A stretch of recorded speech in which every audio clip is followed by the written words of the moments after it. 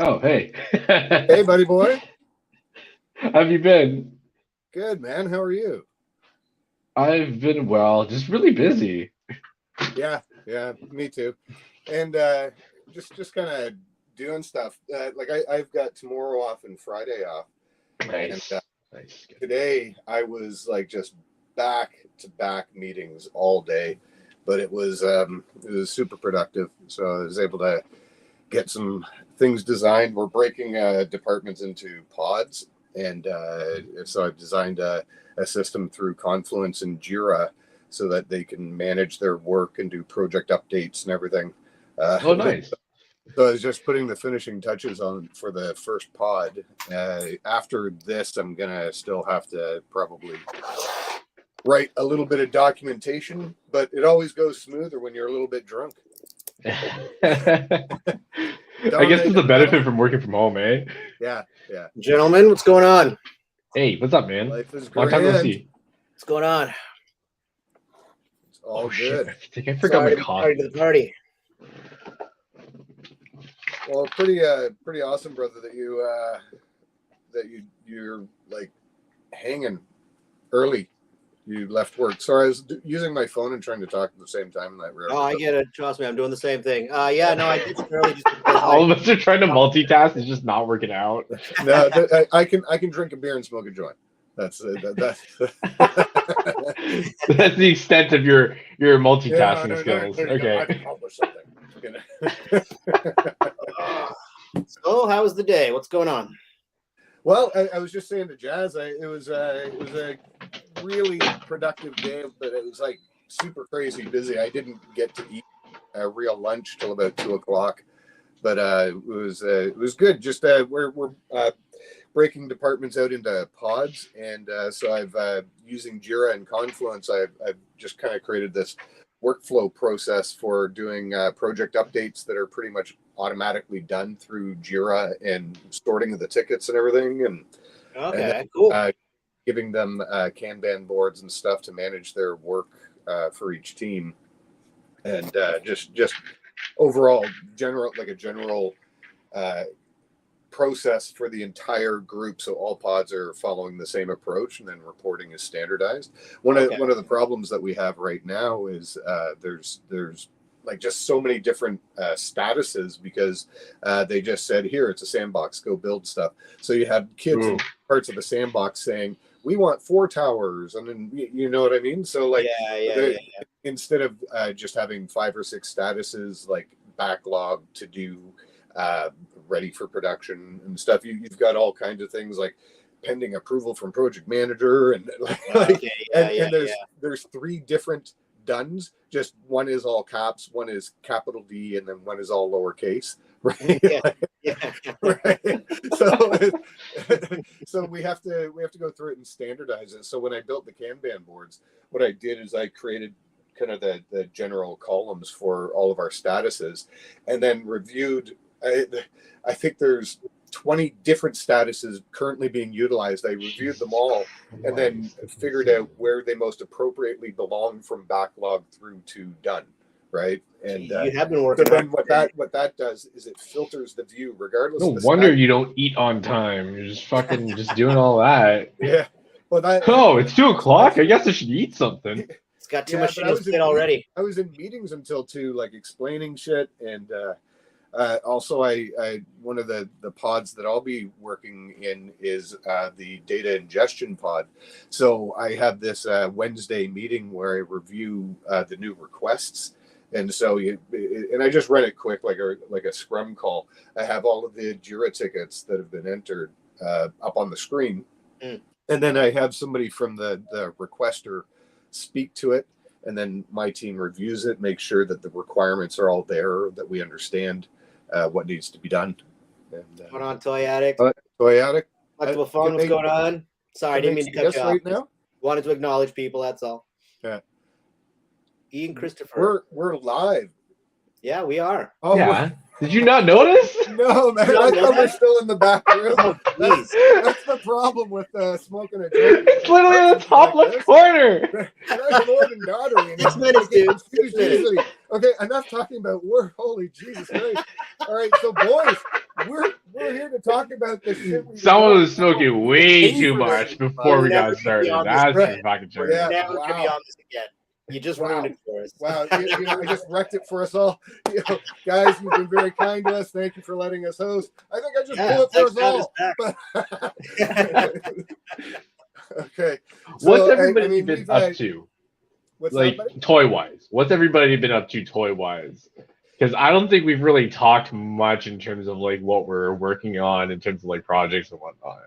You know what? I've got my Conan dude here up front and stuff. So I've been working on some things with that. I can't fucking. I- I'm using my old phone. I can barely tell what's on the screen. I'm focusing mostly on just doing like the Mezco shit and whatever is gonna kind of push my creativity, right? Yeah. So whatever, and sometimes just a random idea, like the other night when I did Deathstroke, standing on Mandalorian's head with the black saber. That's so mean. That is so mean. Yeah, but you know what?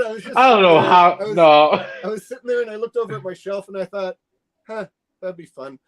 So, I don't know how you can do that to Mandalorian, but okay. no, I love Mando, right? I thought I thought, it sounds like fun. Right? Not a Star Wars fan, so for me it was perfect.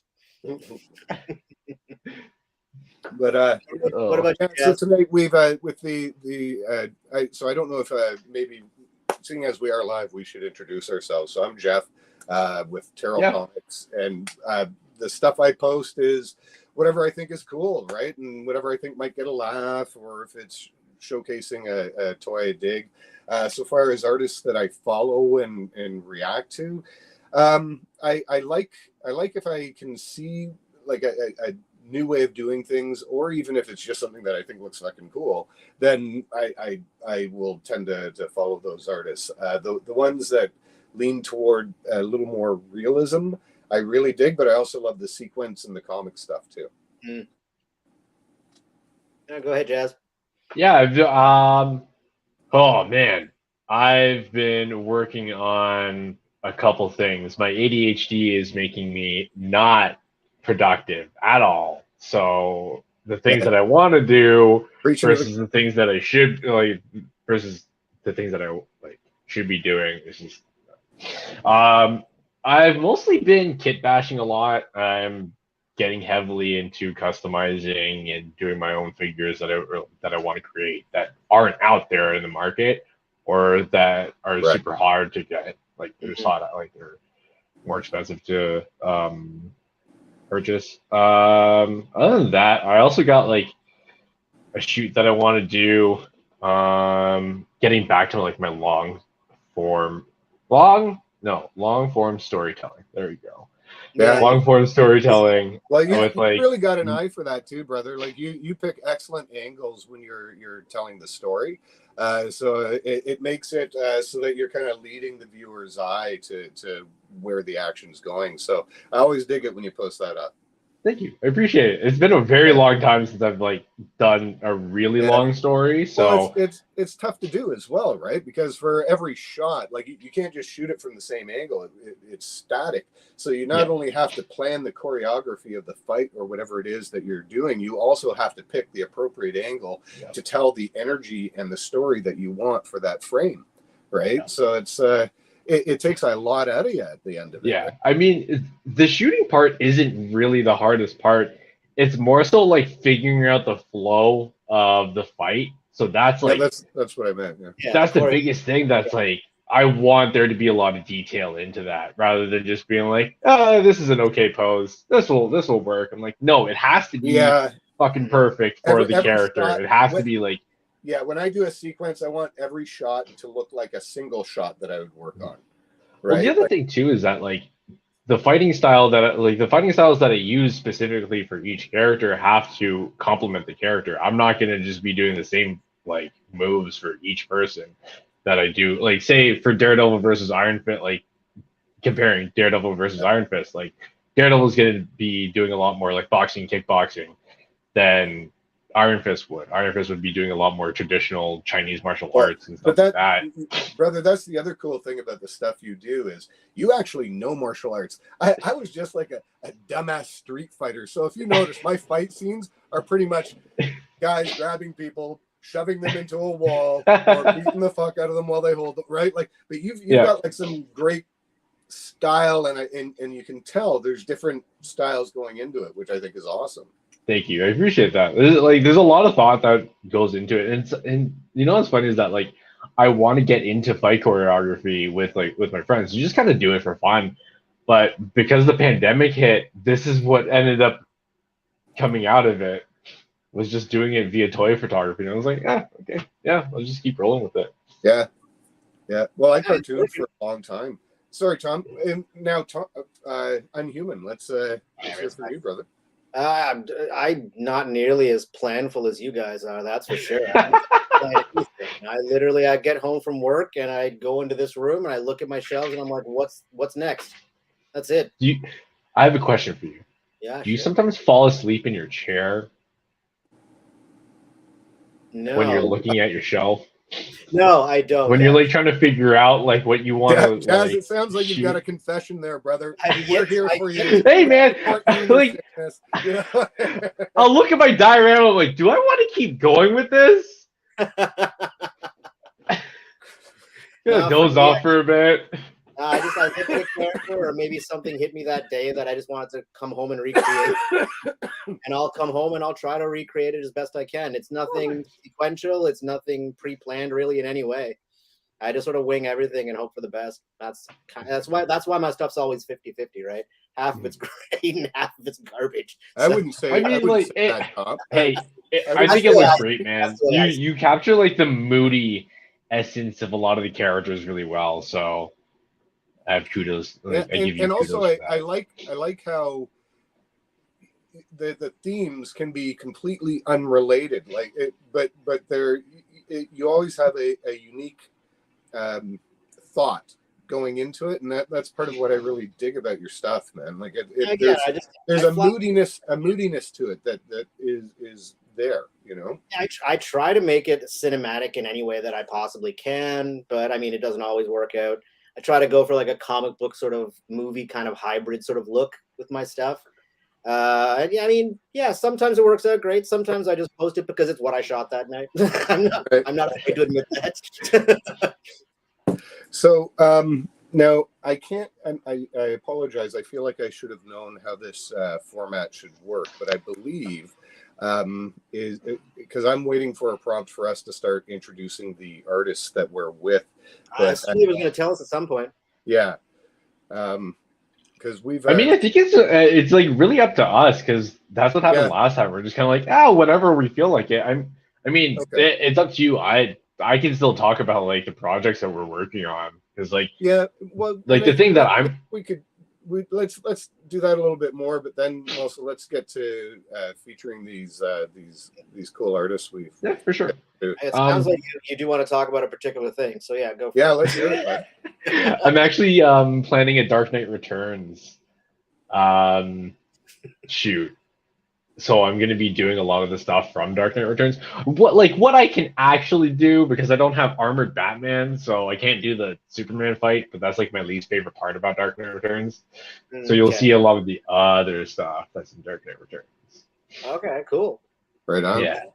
So I'm planning that, and it's gonna be a lot longer. That's why I haven't really posted a lot recently. Just like, it takes time to put it together, right? Some stuff. Also, sometimes I think we put an unnecessary pressure on ourselves to get a post out. Yeah. Like, I mean, to me, this is a fantastic hobby, a great community, meet a lot of cool people, see a lot of really creative shit. But if it starts feeling like pressure and stuff, you're doing it wrong, right? Yeah.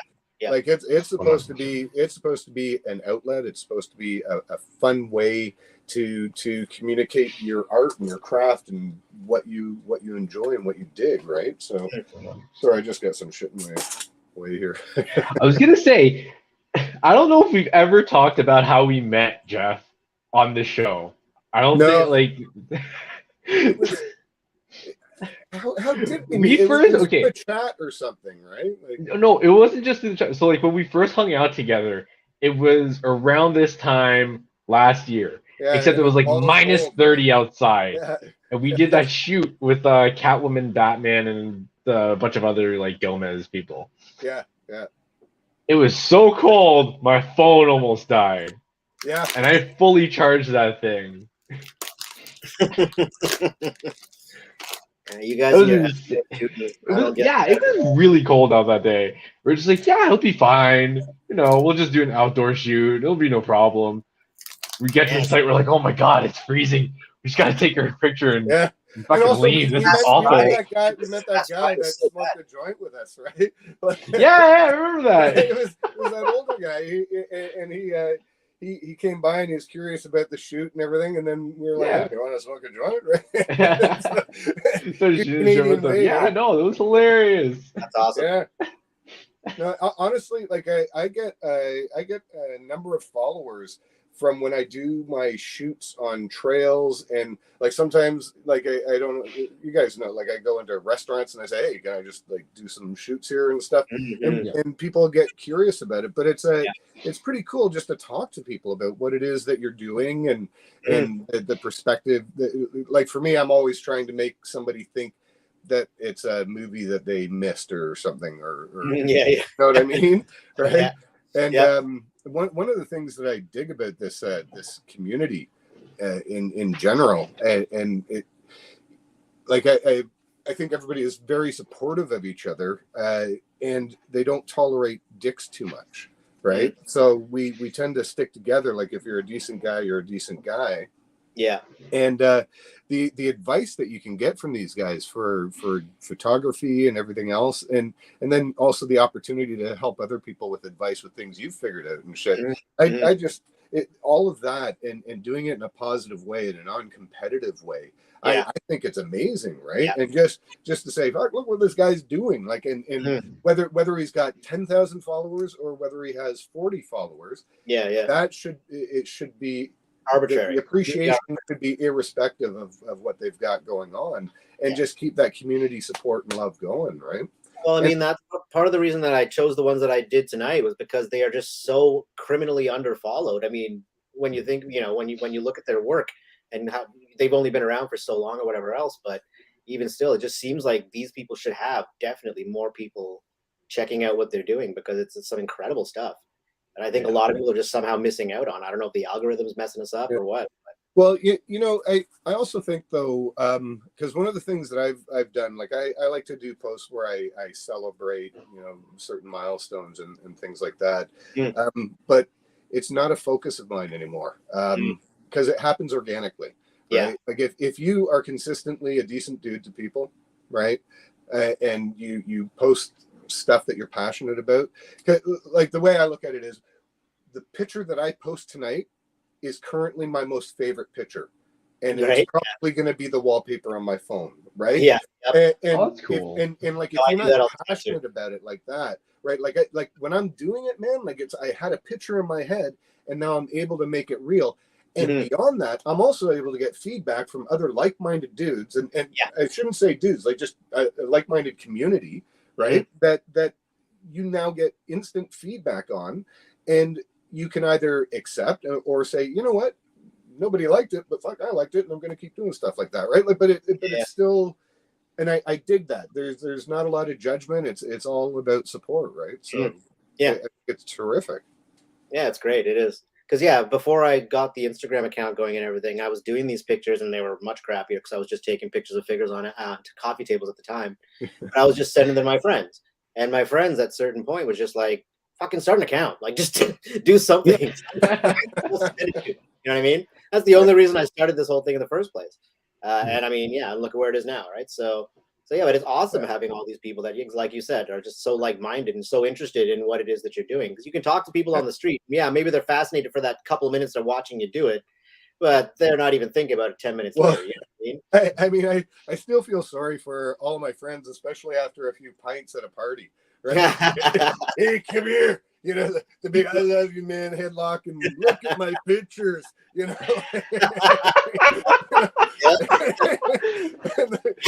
Like, Look, this is how I set up the lighting. This is over here, this is that, and how I edited it. Pick a subject you're completely uninterested in, and then being forced to hear about it. Yeah, right? exactly. Like it's tantamount to showing family photos of family members people hate. You're holding them hostage in the nicest way possible, right? Yeah. Right. So having a community like this, number one, you're not pissing everybody off because they're all coming from the perspective of, hey, that shit I dig, right? Yeah, So, exactly. Yeah. All right, so should we get this thing started then, or yeah, let's get it going, man. Yeah. Who wants to go first? Whoever they show first, I guess. I don't know how it works. So, well, I don't know if they've got an order, or if they have an order, then let's go with that. If not, then Unhuman, because you were the fella keeping us on point. All right, give me 1 second. I forgot I have notes. Hold on. Oh shit, you mean notes? Oh man.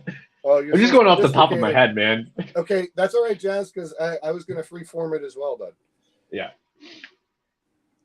Well, I picked the people. Oh, wait, Unhuman isn't here. So I picked the people that I picked this time around because these are people that have either taken inspiration from what I do, which is like really, really cool. It's very hard to try that long form storytelling and actually tell it really well, as well as like people who have inspired me to do other things. Yeah. All right, I missed all that because I was out of the room. But all right, but this is one of your. I'll explain again. This is one of my picks. This is one of my first pick. Spooky.ss. I'm not sure what that is, but awesome, amazing photographer. I found him a little while ago. It wasn't too long ago at all. And all of his shots, like this quality, incredible work. Like fun too, eh? I dig that so much. Yeah, the composition, the mood, the lighting, like he nails all of it. He really killed it on this one. And again, it captures the character perfectly too, right? Yeah. No, I love really, that. really well done, Sean. I really enjoyed this one. That setup must have taken forever too. Yeah. Oh my god. Okay, now I'm actually seeing it. Tweezers out, crazy. Man. Get your tweezers out. Right? But look at the detail, like just the attention to detail as well. Yeah. Though, right? Yeah. No, that's a fantastic job. And the lighting too, like the lighting's really good. Like, here's the thing. It looks like a living room. Like I'm just getting into like focusing on my lighting recently.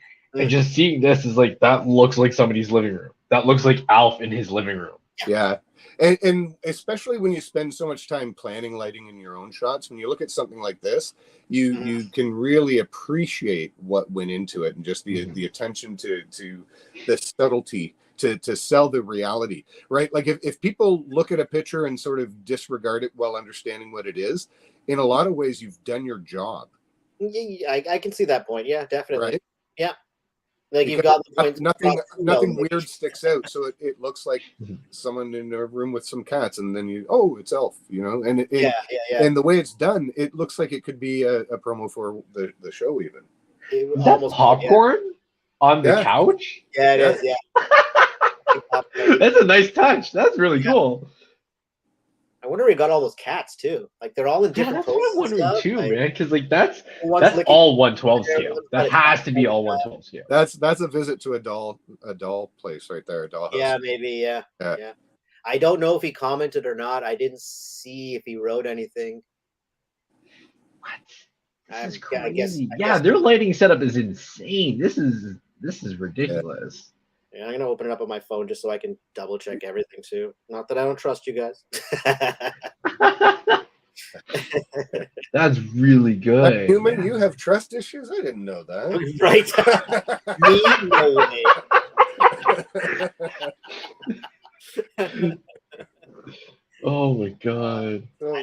So is there yeah, okay, no, he didn't. Why don't we check out the next guy here? Yes. I'm actually super jealous of that like setup too. Just like all those props and stuff. Such awesome lighting on this. Look at that, eh? It comes out of the shadows, but that green just beautifully encompasses all of it. Just you know, an incredible shot with the lighting and the composition of this one too. Oh, so I Really gotta tell you, like that could really- either be practical or Photoshop. I couldn't tell you either way just looking at it here. that could be practical. It's No, so look at how the light is coming well from underneath done. his cape, though. I Yeah. mean, it's. I would say That's it's most probably likely a colored combination of the two, but very slightly maybe. But regardless of the story it tells, like that is a wicked shot. I don't know. That looks a lot like vape smoke in the back there, boys. Hey boys, we know all about that effect, eh? we hate the shit out of everything we do. It's just everywhere. That night it was just like just the whole room was filled with vape smoke. But also it was my technique and the way I could get it to kind of billow across and flow out. I mean that's masterful shit, right? Oh, and he put a comment too. He put a comment. So he says, "Thank you for this. I'm using the ancient Nikon D90 with a 50mm prime lens. I rotate my subjects from Black Series Troopers, a few Joy Toy Warhammer 40K, Figure Arts, and NECA TMNT 90s movie lines. Oh, and I almost forgot Toddy Mac Batman and DC characters. Yes, of course. Nice. Toddy So Mac. nothing about okay. Mac. That's officially my favorite way to refer to McFarlane. Toddy Mac. Toddy Mac. That's wicked. The Todd Father's still my favorite, but I do like. Yeah, that rolls pretty hard too. Yeah. But again, great shot. Altered VCION. All right, Yes. look at this. Look at this. This is so. How was I funny. not going to be? I think I follow this person through. This is literally. This is like one of those. What do you call it when you keep going through the same thing over and over again? I lied. Just love this shot, and again, the lighting, the setup, he nailed it. Even the expression on the That's face. so funny. It's so perfectly planned around what the figures are bringing. It's a story based on what those figures are. I dig that so much, man, because that's a depth awesome. Understanding and storytelling going into that single shot. That's amazing. I was also gonna say there's a lot of realism there, because when it gets really hot in your studio, you take your fucking shirt off. It's really gross up here, man. It's just lights everywhere. You're moving. You're like trying to hold things. Everything's stressed. Your shoulders are hunched up. Mm-hmm. Yep. But this is another example of one of those people who, again, is just, I don't know how he's just flying under the radar, or sorry, I'm not sure, whatever. But yeah, again, just so many amazing photos. Maybe they're a pro in the real life, and they're just doing this on the side as a hobby, and that's why I'm so blown away. But there's a lot of people who have like professional photography skills that just did this because that's true. Yeah. What else were they supposed to do during the pandemic? Look at the depth in this photo too, though, right? Like that looks like he's standing in a room, frustrated over some toy photography. Right? It looks like an actual room, though, right? That's what I mean, right? Like it just looks like, it almost looks like it's like a lifelike creepy doll that he stood up by his own camera. And even with the light coming from the outside, and then the through the window, the curtains and everything, man, it's beautiful. That's either a monitor or some really well done forced perspective. Yeah, I guess it could be that. I don't know, but again, just wowed by this person. Just incredible work. Follow scenes definitely. Yeah, and just the layers, like even with that light stand in the foreground, left hand side, right? Like there's readily available 3 layers of depth right away, which is so cool to see. That's an easy follow. Really killed it. All right, who's next? Yes. DB81 Toys again. Whoa! I just found this person like within the last couple of weeks, and again, blown away. Really incredible work. Holy shit! The depth, the atmosphere of this shot. Who are these people, man? Like, right? All these people have like under 1,000 followers, and they like, and honestly, they should have more followers than me. Seriously, that's what I'm saying. I don't know how I have that. That's why I brought the amount of followers I do.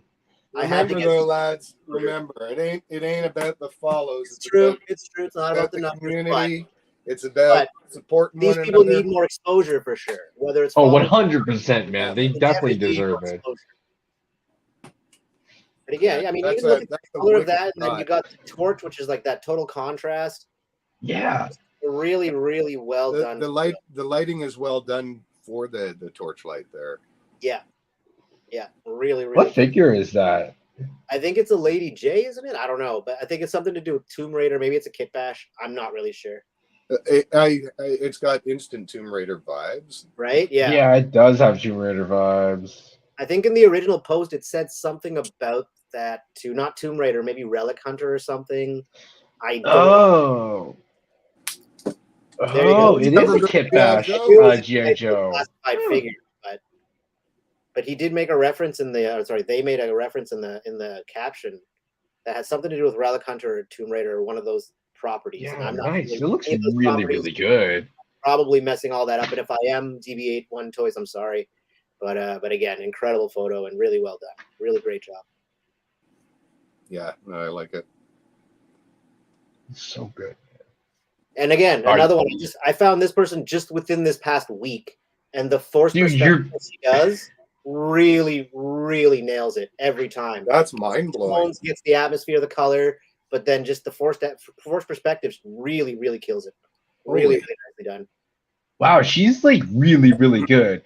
I don't know what it is, man. Like, okay, the women in this community. Sorry to go kind of off topic, but the women in this community are so much better at this than we are. Honestly, like so much better. I don't know how we ended up getting, but like, yo, some of the women here, like they need more followers. They need more exposure. I think the difference is the maturity levels. Men are more interested in this kind of stuff, and I don't think as many women are. Maybe speculation.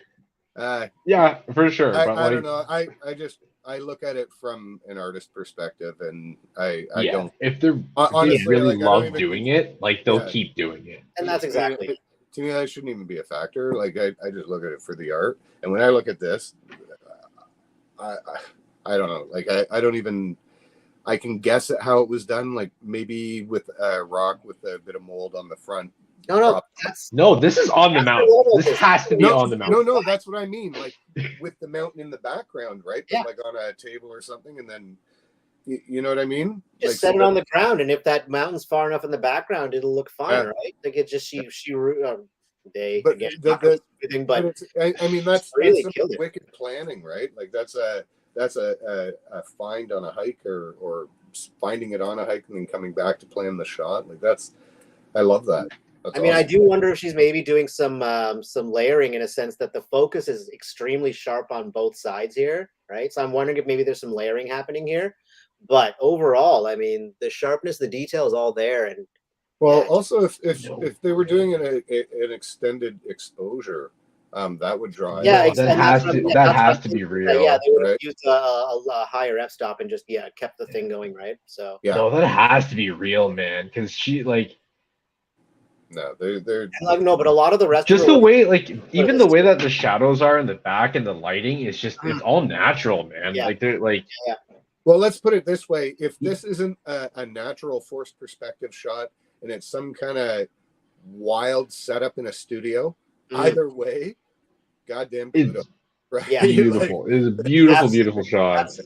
Also, from very far away, if you look at it on your phone, if you're doing this on your phone and you look at that picture, it looks like a shot from The Witcher show. Yeah, it looks like an actual scene, right? Yeah. On my iPad right now, good. Even when I zoom in, it still looks like a shot from The Witcher. Yeah, she's so good. Oh man, I already gave her a follow. Good. Everyone should. Yeah, I've got homework to do. Oh, and she wrote a comment too. So she says, "Thank you for the feature. I use a Nikon Z50 with different Sigma lenses to capture my pics. And in terms of favorite toys, I can't really pick between Schleich model animals. I hope I was saying that right. Pokemon toys, Figma, and McFarlane Toy Company Witcher line. I just got the one Witcher. I found it very cheap, but I did pick up the video game version of the Witcher, and that is an amazing figure. Really incredible. Yes, that one's really, really good. Really, really nice. Found it at Toys R Us for $16, and I was like, okay, I can't say no to this. I don't even know anything about The Witcher, but I like this figure, so picked it up. But yeah, Grace, very, very nicely done. Really well done. Great job.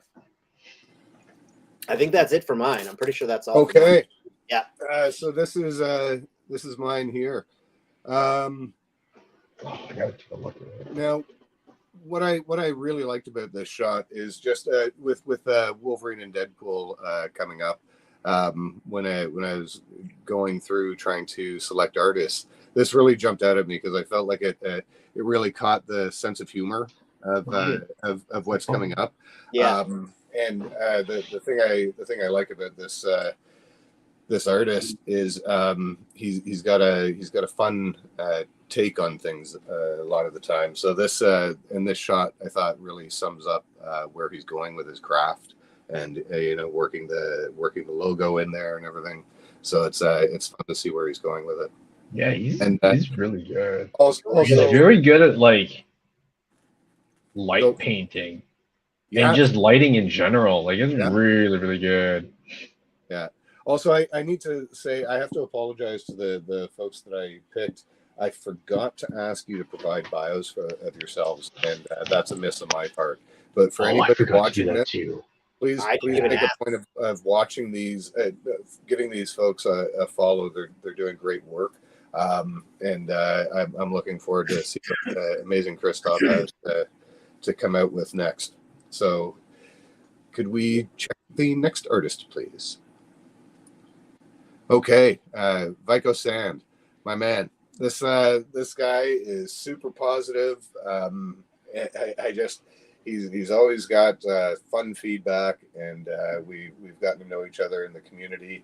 We did a collab together, and I love where he's going with his stuff here,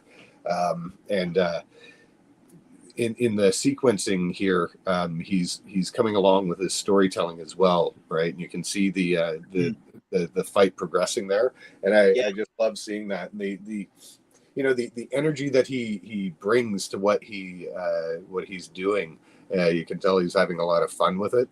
Also on his TikTok channel, he posts some fun stuff about his figures as well. So it's pretty cool to see what he's up to. And, that's so cool. Like the shot with Ghostmaker running off of the wall. Mm-hmm. Yeah. The fact that he was able to pull that off with that figure is insane. I do not know anybody that has been able to like actually pose that thing up. Are you kidding me? Wow. I love that figure. It's a great figure. I modded okay, there's that. Like you're gonna need to do a lot of modding, but if that's stock, like that's really good off of the stock. Yeah, even the stock isn't that bad. I mean, it's not great, but yeah, I did a little bit of a mod on mine. It turned out a little bit better. It increased the Are we able to see the second shot in this post? I don't think so. No, I think they only posted that. Okay. But yeah, Vico, look forward to some more work, buddy. All right, could we see the next one, please? Oh, Ricky's Creative.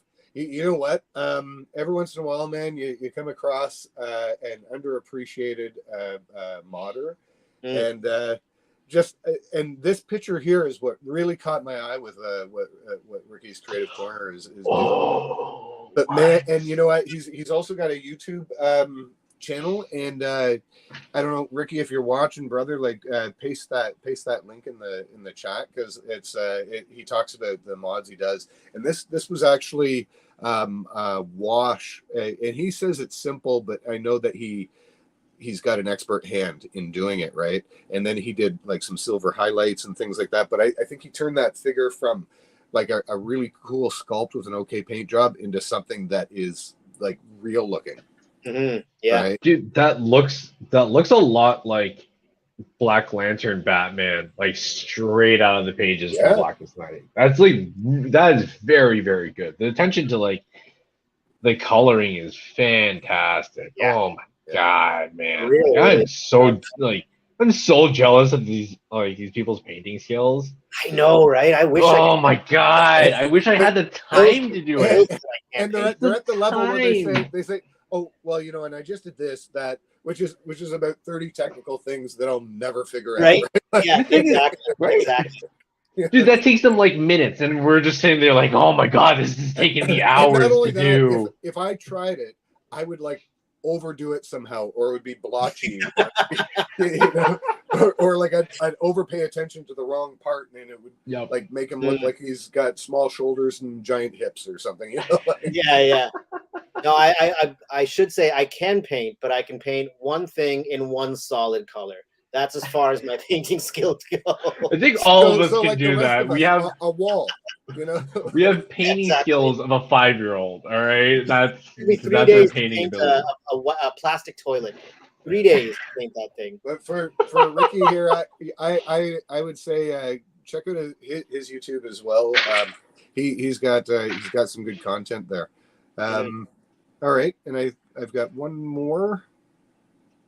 Only one Oh more? yeah. Now this here. Now this is along the line of my.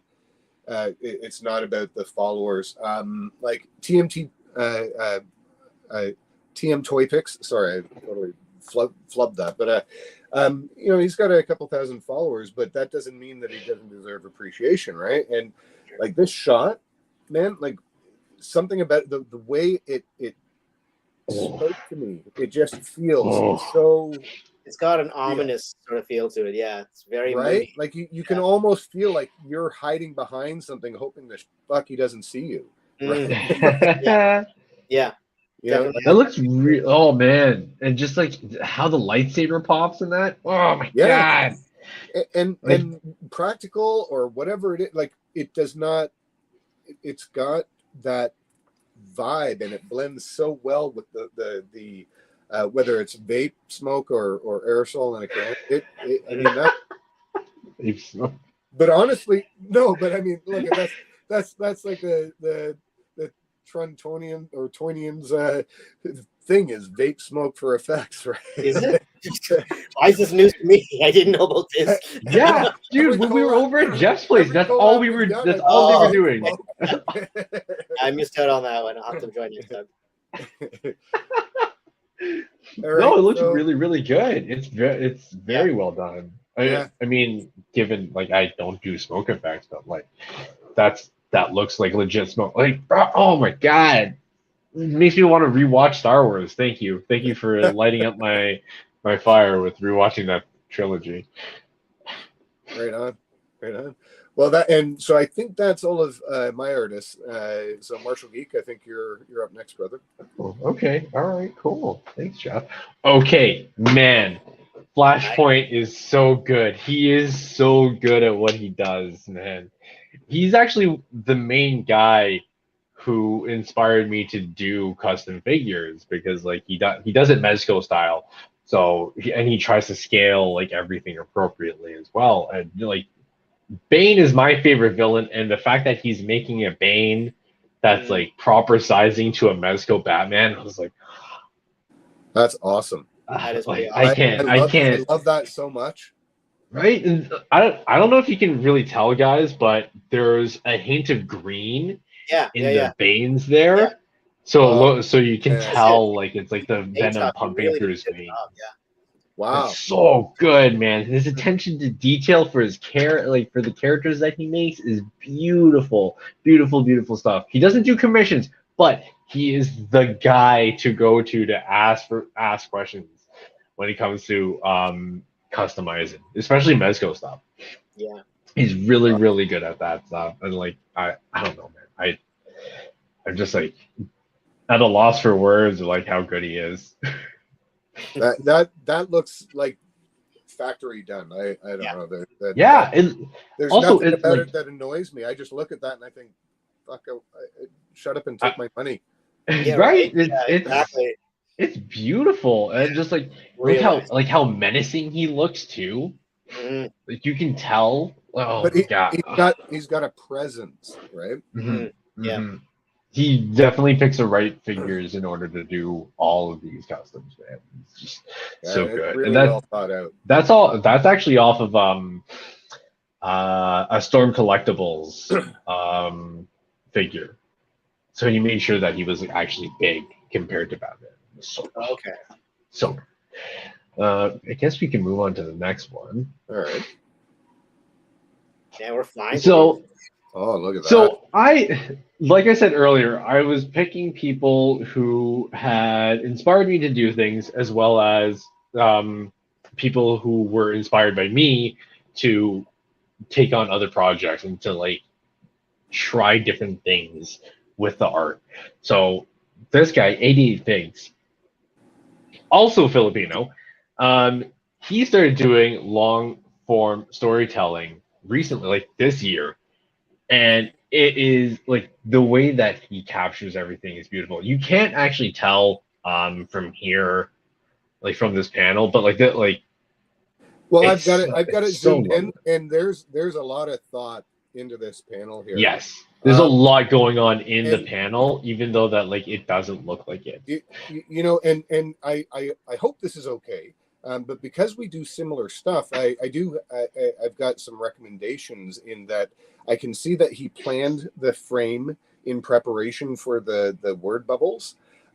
Yes. What I recommend is using a larger font and planning a little bit more space for the word bubbles and the sound effects.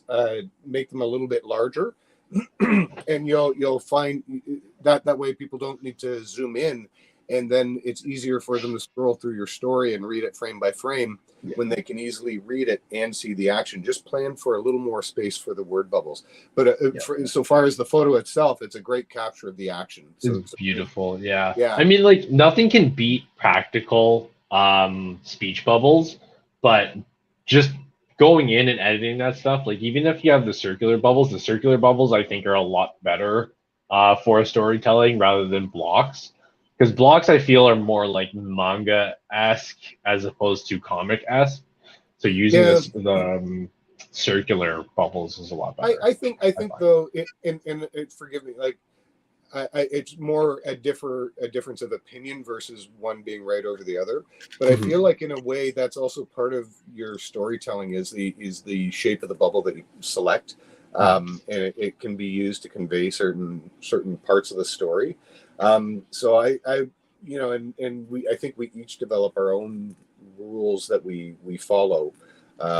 Like like for example, I would use a square thing like this for something that was maybe over like something very robotic sounding, Yes. right? And then something that had a little more crackle to it if it's over a radio, and just thoughts like that. I would think. Oh, for sure. Like, yeah, it really depends on what you're trying to convey. But yeah, he started back in January and he's just like he's been killing it, man. I know like there are Like certain I last know month. I That's was gonna say awesome. back in January, yeah, like yeah, last he just started doing this last month. He just picked this up last month and he's just like, yo, I started doing this because I saw you doing this like forever ago. So I just wanted to like take a crack at it. And it's like it's really hard. I'm like, yeah, it's kind of tough, but like you get used to it and you figure out like your framing and whatnot. But like kudos to him because like he's the guy that like was always setting up scenes and then just taking the one shot and focusing on lighting and whatnot. And it's just like doing like going from that and then keeping that kind of detail with long form storytelling is really, really tough. Yeah, and even the lighting in this shot, like the way the background is black, but the figures stand out so well against it, yet there's still a sense of depth. Like you can still see a reference to ground, but still it's very eerie. That's exactly the feeling that I got from it, and I think that's what he was going for. They're just like, man, like you kill this, and he's gonna kill, and like he's gonna keep going with it, man. He's gonna get better at that. He's gonna knock it out of the park. Oh, he's right gonna on. get Ricky. oh my God. Ricky posted his YouTube thing in the chat there for anybody that's interested. So sick. He's so good, man. Also, representation from Filipino creators. Yes. Wait, who's Filipino? He's Filipino. Oh wow! And this is another person that does long form storytelling. Oh, that So like one of those old school comics. yes. It's so like okay. This shot, I picked this shot because it stood out the most out of the full set. That's but it. Like, god damn, like look at what's going on there, right? yeah, Like, it's him coming through a window. Someone's getting Yeah, hit. The scattered the glass and civilians taking cover. It's just there's so much going on it's here. like Shazam. Like Yeah. that one frame, you could zoom in on, 3 to 4 different areas and have complete shots in and of themselves, and it's all combined into one dynamic feature. Yeah. And this is also another person who's doing long form storytelling Yeah, and still keeping this kind of detail in each and every one of his shots. Mm. I wanted to pick another shot, but it wouldn't have done the whole set justice, just because it wouldn't have made sense if I actually featured it. So if you go to his profile, there's one where he does a Venom, and it's like a guy he's fighting a bunch of guys, and he throws a table at a dude, and the head comes off, and you see the table go into the wall, and the head pop off. And I was like, "What? This is insane! That's so much detail. It's so good. I love that. I haven't seen nothing anything tops like good that. storytelling, right? Yeah. One of my favorite storyboarding techniques is no words and just trying to convey a sense of purpose out of the photos in and of themselves. I'm not. Anyway, like a project I did recently, I thoroughly enjoyed that Wolverine one that I did. That was yeah, that was amazing. Man, he actually also did a Wolverine one. I lived and breathed that for about 3 days, and it was awesome. Yeah, nice. And yeah, he also did a Wolverine one, Jeff. So you should check that out if you really liked yours. You should definitely check his out. It's very, very good. Jack's Nerdy Adventures. Okay. Yeah. Definitely give him a follow. He's so good. I'm at a loss for words just because of all that. Let's move on to the next one. Otherwise, I'm going to keep rambling on. Okay. She is so good. Oh, wow. At posing. Awesome. She is so good at posing, man. I don't know what to tell you guys, but great use of effect there too. Yeah, right? I'm seeing when I saw this shot, I was like, man, she poses her figures better than half of the community, unfortunately. I'm so sorry, but a lot of people definitely need to take pointers from her because she's able to sell her shots and sell that impact with just one shot. And then the next one is something totally different. Mm-hmm. And she still keeps going with it because she's just she's showcasing this figure that she's having fun with. It's not like a set of pictures where it's it's telling a story. It's her posability, and I think that's what a lot of the there's some people in the community that have lost that and just kind of focus on very still shots and just kind of that superhero walk or that superhero pose rather than having something dynamic like this. And we need to see more. We need to see a lot more of that in the community because I don't want to see stormtroopers walking down the aisle. I don't mean to, but also, man, people are going to create what they're passionate about, right? No, for sure. And I think if somebody's passionate about the walk away, or if somebody's passionate about whatever it is they're posting. I always try to remember that when somebody's posting something, that's that picture they're most proud of in that moment. Because that's for what I'm sure. most proud of in that moment, right? Yeah. So 100%. So I always hesitate to say. The only time I would say if there was, anyway, I don't want to give negative examples, but if there is negative stuff that was becoming a trend in the community, that's about the only time I'd say, yeah, maybe we should have none of that shit, right? But if people are into walkaways or whatever, and I hope I don't sound adversarial. I just don't. I get where you're coming from. I like that. I wasn't trying to say still shots are bad, but it's just there's a lot of them. I see them more often than I see dynamic poses, and I love seeing dynamic posing rather than just stills like that. Yeah. There's a time and place for them, but just seeing that kind of dynamic posing is very, very beautiful. knowing that a figure No, can and move that way. I dig that, and also what you were saying about the pictures being more of an exploration of this new figure that they're very excited about. Yeah. Like that's like I do what I call in my adult life practice posing sessions when I'm watching a TV series or something, right, to give me ideas on what to do, which when I was a kid was just playing with my toy. But but what I do the same thing. I get it. so what this artist is doing is expressing that through the randomness of the moment. And what I dig about that is it captures when I was first getting passionate about this, and I had a figure. It was a Wolverine figure that I'd picked up. It was the Marvel Legends brown suit one, and it had the swappable head with the removable cowl thing. I just thought that was the shit as a Wolverine fan, and not having been into action figures for a long time. I went to pick up at a comic book place, and that started to trickle feed into the passion. But I used to sit with that and pose it and just take pictures. Yeah, I mean, like she does it all the time, man. She does it with a lot of other figures too. This is actually just my favorite shot of like that set. But there's one, oh man, there's another one that she did from that was really, really good. Oh yeah, where he power bombs Jin. Oh my god, dude! Like if you guys have the chance to go and flip through that, because it's like a beautiful set. And like just almost all of her sets where she's like showcasing those figures or that figure is just amazing. It's just so good, man. She's so good at posing. Well, there's you can feel the energy in that. Yeah, there's emotion to it. Yeah. There's energy there, and I dig that. Like that's somebody that understands motion, right? And yes, and that's a huge thing to too. Is just like understanding that kind of movement is like a high level of understanding. Like that's beyond just understanding that you show a punch either fully back or fully extended. Right?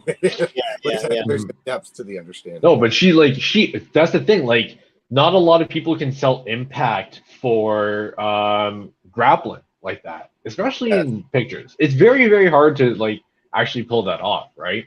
So the fact that like she's able to pull that off with something like that, and those guys are not light. And I was gonna say, you got to wonder how many times she swore under her breath as they toppled, right? Because I think that's some dope. Just like trying to balance the Jin. I'm just imagining that like that was. Or you have it where everything's perfect, and for whatever reason, you decide you're supposed to bump the table with your elbow or something, and everything falls over. Just swearing like a sailor at that point. I do that. Every couple of minutes, God damn it, right? So, my wife asked me, "What's wrong?" And I'm like, "I just knocked stuff over." Yeah, it's like nerd problems. That's all. Just a nerd crisis. Nothing major. Oh my god. Yeah. Sorry if I was like miscommunicating anything in terms of like how I view the still shots, but like it's not that I don't like them. It's just that there's a time. Okay, but brother, you've known me long enough where. And I'll if I sort of feel like I disagree with something, I'll find a way to communicate that as respect. No, like, but that's the thing. You're very good at communicating. And so, well, thank you. And I respect you, man. And I just think, it's nothing. I just had a different opinion, so I think. No, that's okay. And like the thing is, like it was a whole misunderstanding, anyways. Like it's not like I didn't like it, but like you cleared that up for me, and made it so that like I actually explained it better. Yeah, now I kind of feel like we're picking the fly shit out of the pepper, and we got to move on. That's okay. So the next one is actually really, really cool too. Unhuman, you're gonna like this one. Very cool shot. Yeah. Oh my god. That's amazing. It's good. It's like what? Yeah. Well, like I couldn't stop looking at the shot when I came across. I was like, oh my. Zoom. It just keeps. Wow. Yeah. There's a lot of layers to it too, right? That's what I'm talking about, right? Like that. That's 1, 2, 3, 4 layers of wow. Yeah, really nicely done. And the It's so good. The Sergeant Stalker in the back covering him stabbing the guy. Oh my just god! And the guy now in the front. imagine the length of this setup, Mm-hmm. right? In order to get that kind of depth and everything. I Yeah. mean, that's What I'm wondering too, because like that's I that's a don't understand depth build perception there. as well as the next person, but like yeah, it is so well done, and just how moody the lighting is. It just Yeah. feels like you're in a stealth off. It No, feels like you're I there. love the hell out of that. That looks awesome. Yeah. It's so Really. so good. Oh my god, I can't. One of the coolest shots I definitely picked. I like he's so so good, man. I can't remember what else he said. Oh, he messaged me actually. I'm gonna read out Oh, one of his there's messages. he's got a response there actually. Yeah, the whole thing. Oh, really? Yeah, if you zoom in on it. Yeah, and I Oh, that's right. You can't see it. You want me to read it, or somebody can read it, or yeah, what? I can read it. Right. So it's first off, thank you. This is truly an honor. Grateful for this community and those that drop by my page and show love. As for what I used for this shot, Snake Eyes Commando figures with Spirit, Duke, and Stalker head swaps. The diorama is actually pieces from two different ones done by Jedi John Singer. Love the opening doors on this one, so it was a perfect choice. The weapons are at Gridiron Studios. Their gear, guns, helmets, backpacks really changed the feel of the photo. This was shot on a broken Panasonic GH4 with a Nikon 50mm lens. Each shot is a guessing game because you only see through a foggy viewfinder, no back screen. That is lit awesome. This shot with 2 desk lamps and some cheap LED bulbs from Walmart. Favorite line to collect had been at G.I. Joe. They were all I have. Okay, you are a goddamn rock star in this. He's so good, man. And like, here's the thing. Recently, hold up. There's more. Okay. Until recently, I opened the Infantry Commandos from the Valaverse, and now I'm sold. Again, I appreciate the support, and I'm always here if you have any additional questions. No, right on, brother. And you know, killed it. That I think that is awesome. I think we've all had creative moments like that where we've got to work through the tools to get it the awesome. So I can only imagine now looking at this. That was probably the result of about 120 shots, and you found the one that was in perfect focus. Yep. Right? I mean, I don't know about you guys, but when I started out doing this, I was doing the same thing. It was a couple of table lamps and just shoot what I could shoot. I wasn't even doing that. I was using the dining room light. It was exactly right. Good. Yeah. But no, he killed it. No, it's so creative. It's so creative to bring that in because lighting is lighting. It doesn't matter what you're using, right? Yeah. So I think that's awesome. I love this. So I was gonna say, my favorite line recently has also been G.I. Joe. I've been having so much fun with the Joes recently that I need to get more. They're just so good.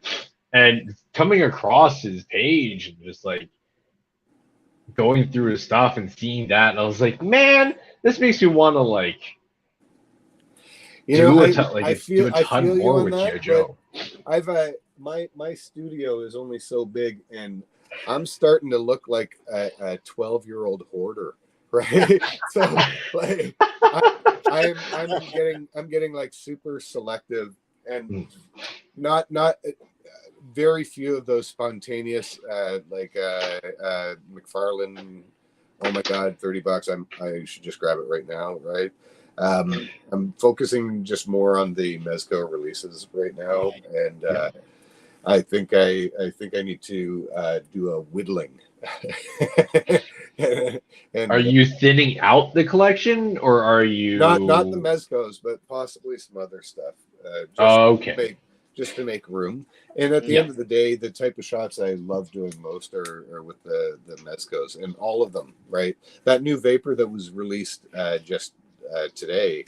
I'm not just where things are. I'm not in a position to jump on it right now, but I'm going to grab that aftermarket for sure.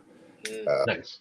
That Yeah, but like any of the Rumble Society stuff from them, when I look at it, I can see so many story opportunities. The only one I didn't jump on was the last Gomez, the construction guy. I think I was really excited about Gomez, and then I'm like zero excited about Gomez. Right? oh, the union worker. Yeah. Like Yeah. I like all the accessories he came with and stuff, but what I'm more into is like the vapors and the eddies and the pink skulls, like the and the black skulls and all those the offshoots. There's so many stories that you can tell with all those characters, right? And I find with, at least it's with me, and I'm not hating on Gomez because I love the Gomez figures that I have, but I don't think I need any more right now. Nice. Yeah. I've been loving anything like I see that anybody does that's G.I. Joe. So I'm like, Those figures have been amazing. Yes. The classified line is so good. that's so good, man. Oh my god. I'm not really a huge G.I. Joe guy. I do love Cobra though, so I get a lot of those guys. I think I only have 2 Joes versus like 5 or 6 Cobra guys so far. Jesus Christ, man. I like my village. I don't know if that's a good thing or a bad thing. I think it's a good thing. You like fascist people? I don't know. Dude, you can't appreciate the good without the bad. Bad has to exist. It has to. Anyway. Yeah, so yeah, that's actually one of the main reasons why I was gonna say this is why I need to write down notes like what you were saying in Human. I was like, wait, why did I pick some of these guys? Wing it. Now I was just wing it. Oh yeah, I should have written notes down. God, I did it. I can admit, even with my notes, I did a pretty terrible job this time around. I didn't take any notes. I completely winged it. And for whatever reason, I thought I had it, but no. I thought we were in the back room. I think there's one more shot that I picked. Yeah, then let's get to it. Talking over this poor okay, person. So I messaged my buddy. This is one of my friends. I messaged him, and I was just like, "Yo, I'm gonna Direct Weapon X. This is awesome. I was like, "Yo, I'm gonna feature you," and then nothing. That's a great shot. Okay, cool. Love it. Another one with great depth. Yeah, it's so good, man. It's just whenever I see the colors, he really got the colors nice. Whenever I see this Mafex, man, I just have to double I just stare. Oh, that's the Mafex? I just stare at the picture. I love that one, man. I can't wait to get it. I'm just waiting on when it's gonna come in because my order has been delayed. Okay. But yeah, just seeing it, it's just like beautiful, and like how he lit up the eyes too. Yeah, I'm pretty sure he used laser pointers. No, really? Well, pretty sure, because I know one of my buddies that does that. He'll use laser pointers for Superman's heat vision. Get on the commentary and tell us if that's what you did. You know what? I don't think it's laser pointers. It 100% is laser pointers. People have actually used laser pointers. I know because my buddy did a BT behind the scenes for a reel, and he used a laser pointer for Azrael's eyes. I'm not arguing that it isn't done. I'm just saying I don't think it was used for that because lasers have a certain distinct. It's like. But I guess regardless, it's still an amazing shot. Yeah, either way. It's really, really well done. I mean, oh my god, it's just so good. Just how he captures the mood, because Azrael Batman's super moody and super broody. So I don't know if you've read any of the Nightfall stuff. No, I haven't. Yeah. But Unhuman, you know what it's like. It's a long time ago, but really gritty and scratchy, and dark blues, dark colors. Mm-hmm. So the fact that he nailed this, it feels like a comic book panel. It feels like a panel right out of Night Quest. It completely does. It's got the depth. Yeah, he did such a great job on it, man. And I wish he was here so that he can talk about it and how he did it. Collective 425 is saying he did use a laser. It's on his second slide. Shut up. It's it a is. different Okay. I stand corrected. Shit. There you go. Well, and that's a lesson, be opinionated until proven wrong. Yeah. Right. But yeah, it's so good. Actually, I think that's my last pick.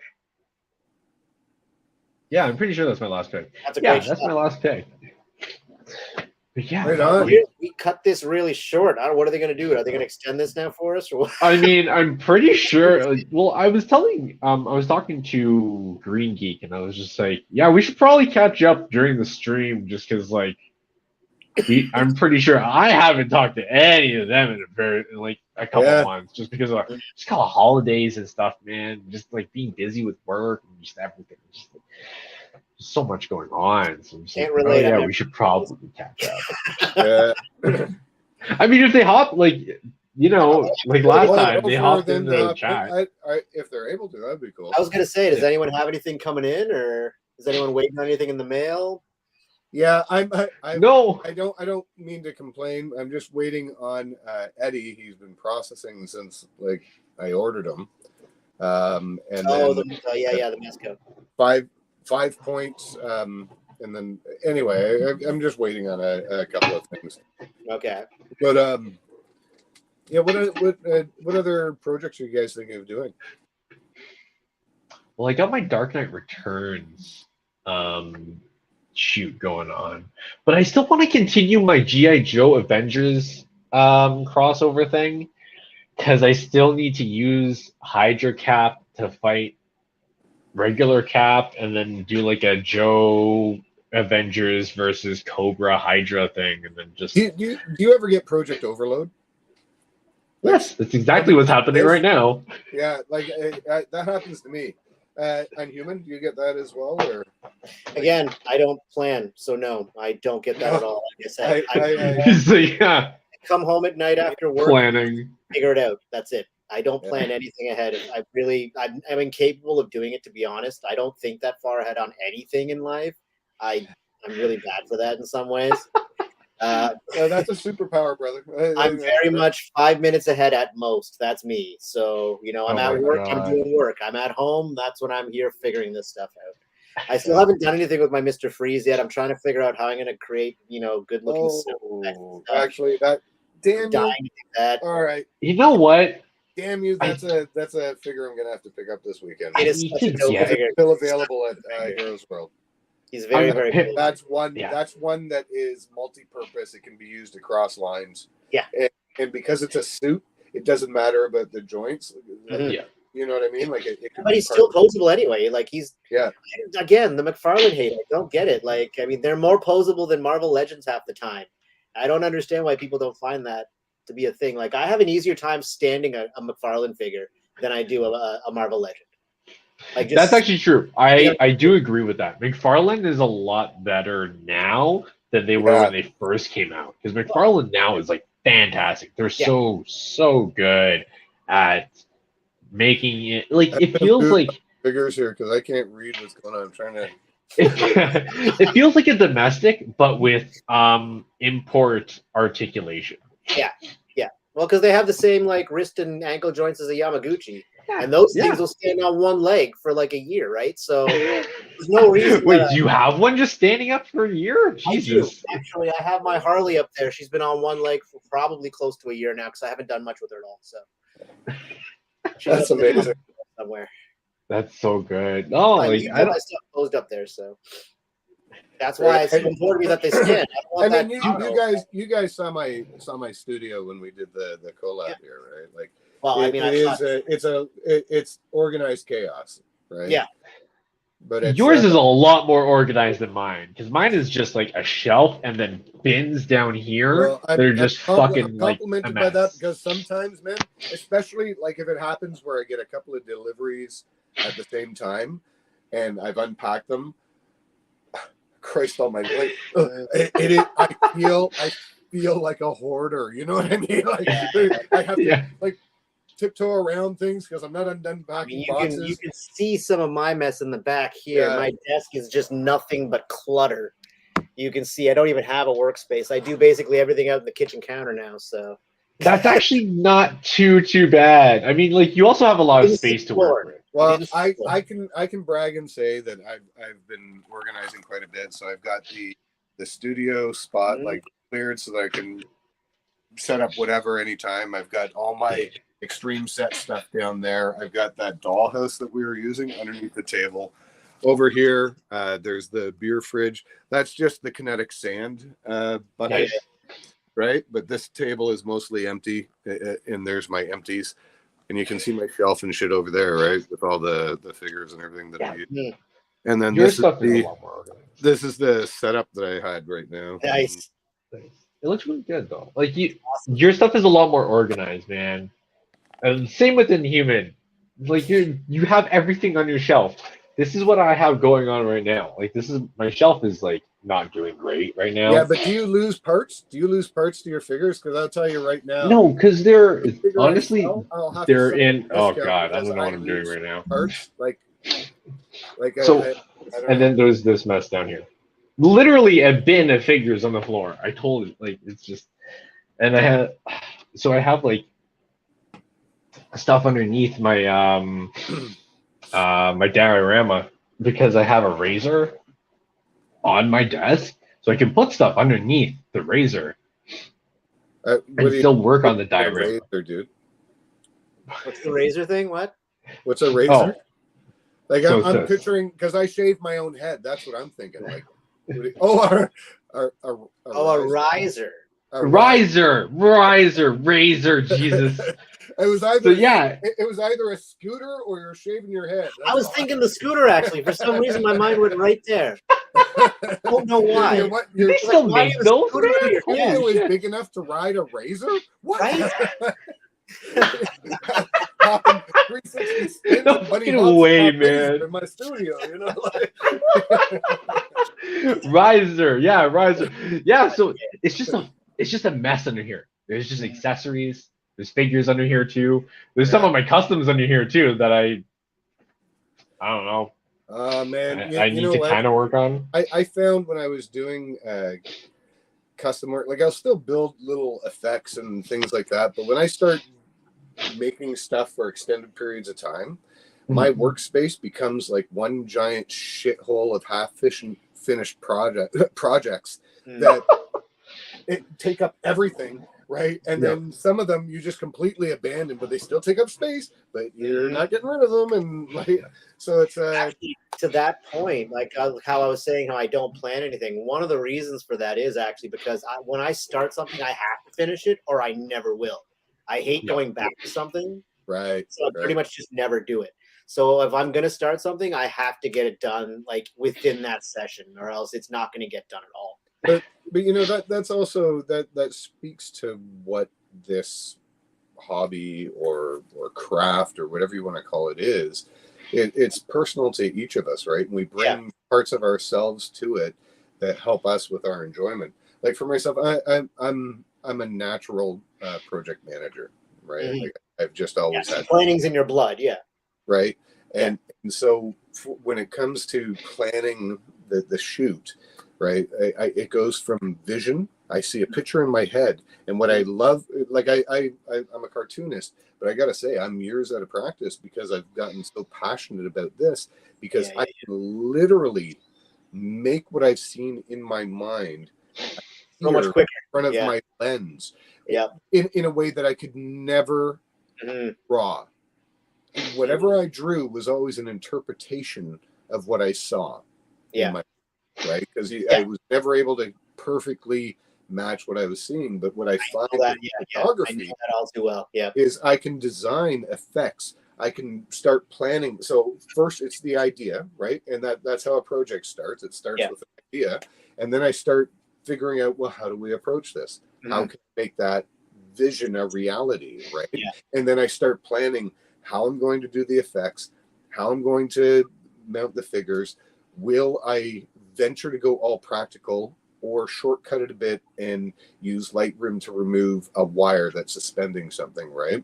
It depends on how I'm feeling, because I really dig going practical, but sometimes just in the spirit of time, it's okay to use Lightroom or Photoshop every once in a while if it's done in a way that helps to accentuate the story you're telling, right? Because at the end of the day, I'm not trying to show up. I just want to challenge myself. But yeah. the end photo wants to be that story that I'm trying to tell in that photo. Mm-hmm. Right. And as long as I feel that I've successfully done that, regardless of how I get there, whether it's practical or all like green screen, and because I did green screen for a long time too. Green screen actually it is way more challenging and far more like if you're doing it like trying to really make it look blended. Very, very tricky. Yeah. It'll take you about 3 times as long as a natural practical shoot, right? If you're doing it right. And at least that was my experience. I've been doing digital art since the 90s. Okay, yeah. Oh, wow. Which ages me perhaps more than my gray beard. But So across the toy multiverses, absolutely, Jeff, it is what we make of it. Is all of us expressing the love we have for this craft. Yep. And then somebody else says, wow, great explanation. It's an art and photography indeed. yeah, man. And well, also it speaks to how your professional life sort of filters into this hobby of ours as well, right? Like, yeah, the 100%. reason you have your job is because you're good at planning and you're good at figuring out this has to be done, then this, then this, then this. Well, I'm good professionally at planning, but perhaps not in life always. But but even still, like it does lend itself to your work and the craft. Right. Yeah. And it's the same, and I find the same thing with mine too. Like again, it's the opposite experience. My job is more problem solving. People come at me with a problem, and I've got to figure it out right then and there, kind of thing. So that's how I approach my photography too. I get home and I figure out, okay, I look at a character, I'm like, okay, Catwoman. What am I going to do with Catwoman? Right? Where would I picture her instantly? And then I go with that, or maybe like, no, I don't like that idea. I'll think of something else, and then I problem solve my way to get through how I'm going to create that image. But again, it's the same working style, but just done in different ways, right? It's the same product in the end, the same end product, but just completely different methods. And even I'm finding, because I work, I'm an optician, so glasses, contact lenses. And so manipulating frames is a big part of my job, fitting people's heads, because heads are always oddly shaped in my experience. And manipulation of the You're talking to 2 other people that have glasses here, man. And I actually picked, yeah. Anyway, I know where you got yours, Jeff. Yeah. But I hope there was a moment there, because I think you guys both know me well enough that I'm pretty comfortable in sharing, and sometimes I'll accidentally communicate things about you guys that perhaps you don't want to have communicated. And so I'm just as open as you are, dude. So it doesn't matter to me. That was I was like, oh, that might be too much of a detail. It's all good. It happens. Yeah, but it's pretty wild that like with me working where I work, like we're actually a part of the same small world, limit wise, right? So that's and the way we found out was the funniest thing to me was that we hung out for like half a day. Yeah, didn't come up at all. And then your wife shows up at my job. Yeah. And I type in the phone number because I didn't ask for a name. I asked for the phone number. I type in the phone number and your name pops up. And I'm like, no. Yeah. It couldn't be the same guy, right? Very. Did you like double and triple check his number? I didn't have his phone number in my phone at the time or anything, right? So, but I just recognized the name. And I was like, is this the same, And then I asked her and she was like, oh, yeah. And then she called you and brought you back into the store because I guess you'd left. Just so random, though. Just so bizarre. That was funny. Probably so. Yeah, that's where I should explain. My wife is Scottish. I'm Irish English, and occasionally we're fiery. So, her meeting you there extinguished a certain fire in that day. Okay. We've been married. I think it's 27 years now. Wow. And, what I'll say is those stories that say "and they lived happily ever after" are setting you up for fucking disappointment. What it should say is "and they learned to respect, communicate, and love one another." Yeah. Right? And accept each other's weaknesses and support them. I love that, Jeff. I love that. No, that's actually great. Spoiled brats trying to make a life together, right? And it took work, man. But man, we're at a point now. We know we love each other, and we've got honest communication with each other and everything. So it is worth the effort, but you got to put that effort in. No, Right? it's work, right? Any relationship, it's gonna be work no matter what. You can't just expect it to just be happy and fall into your lap. Like, it's not like Yeah.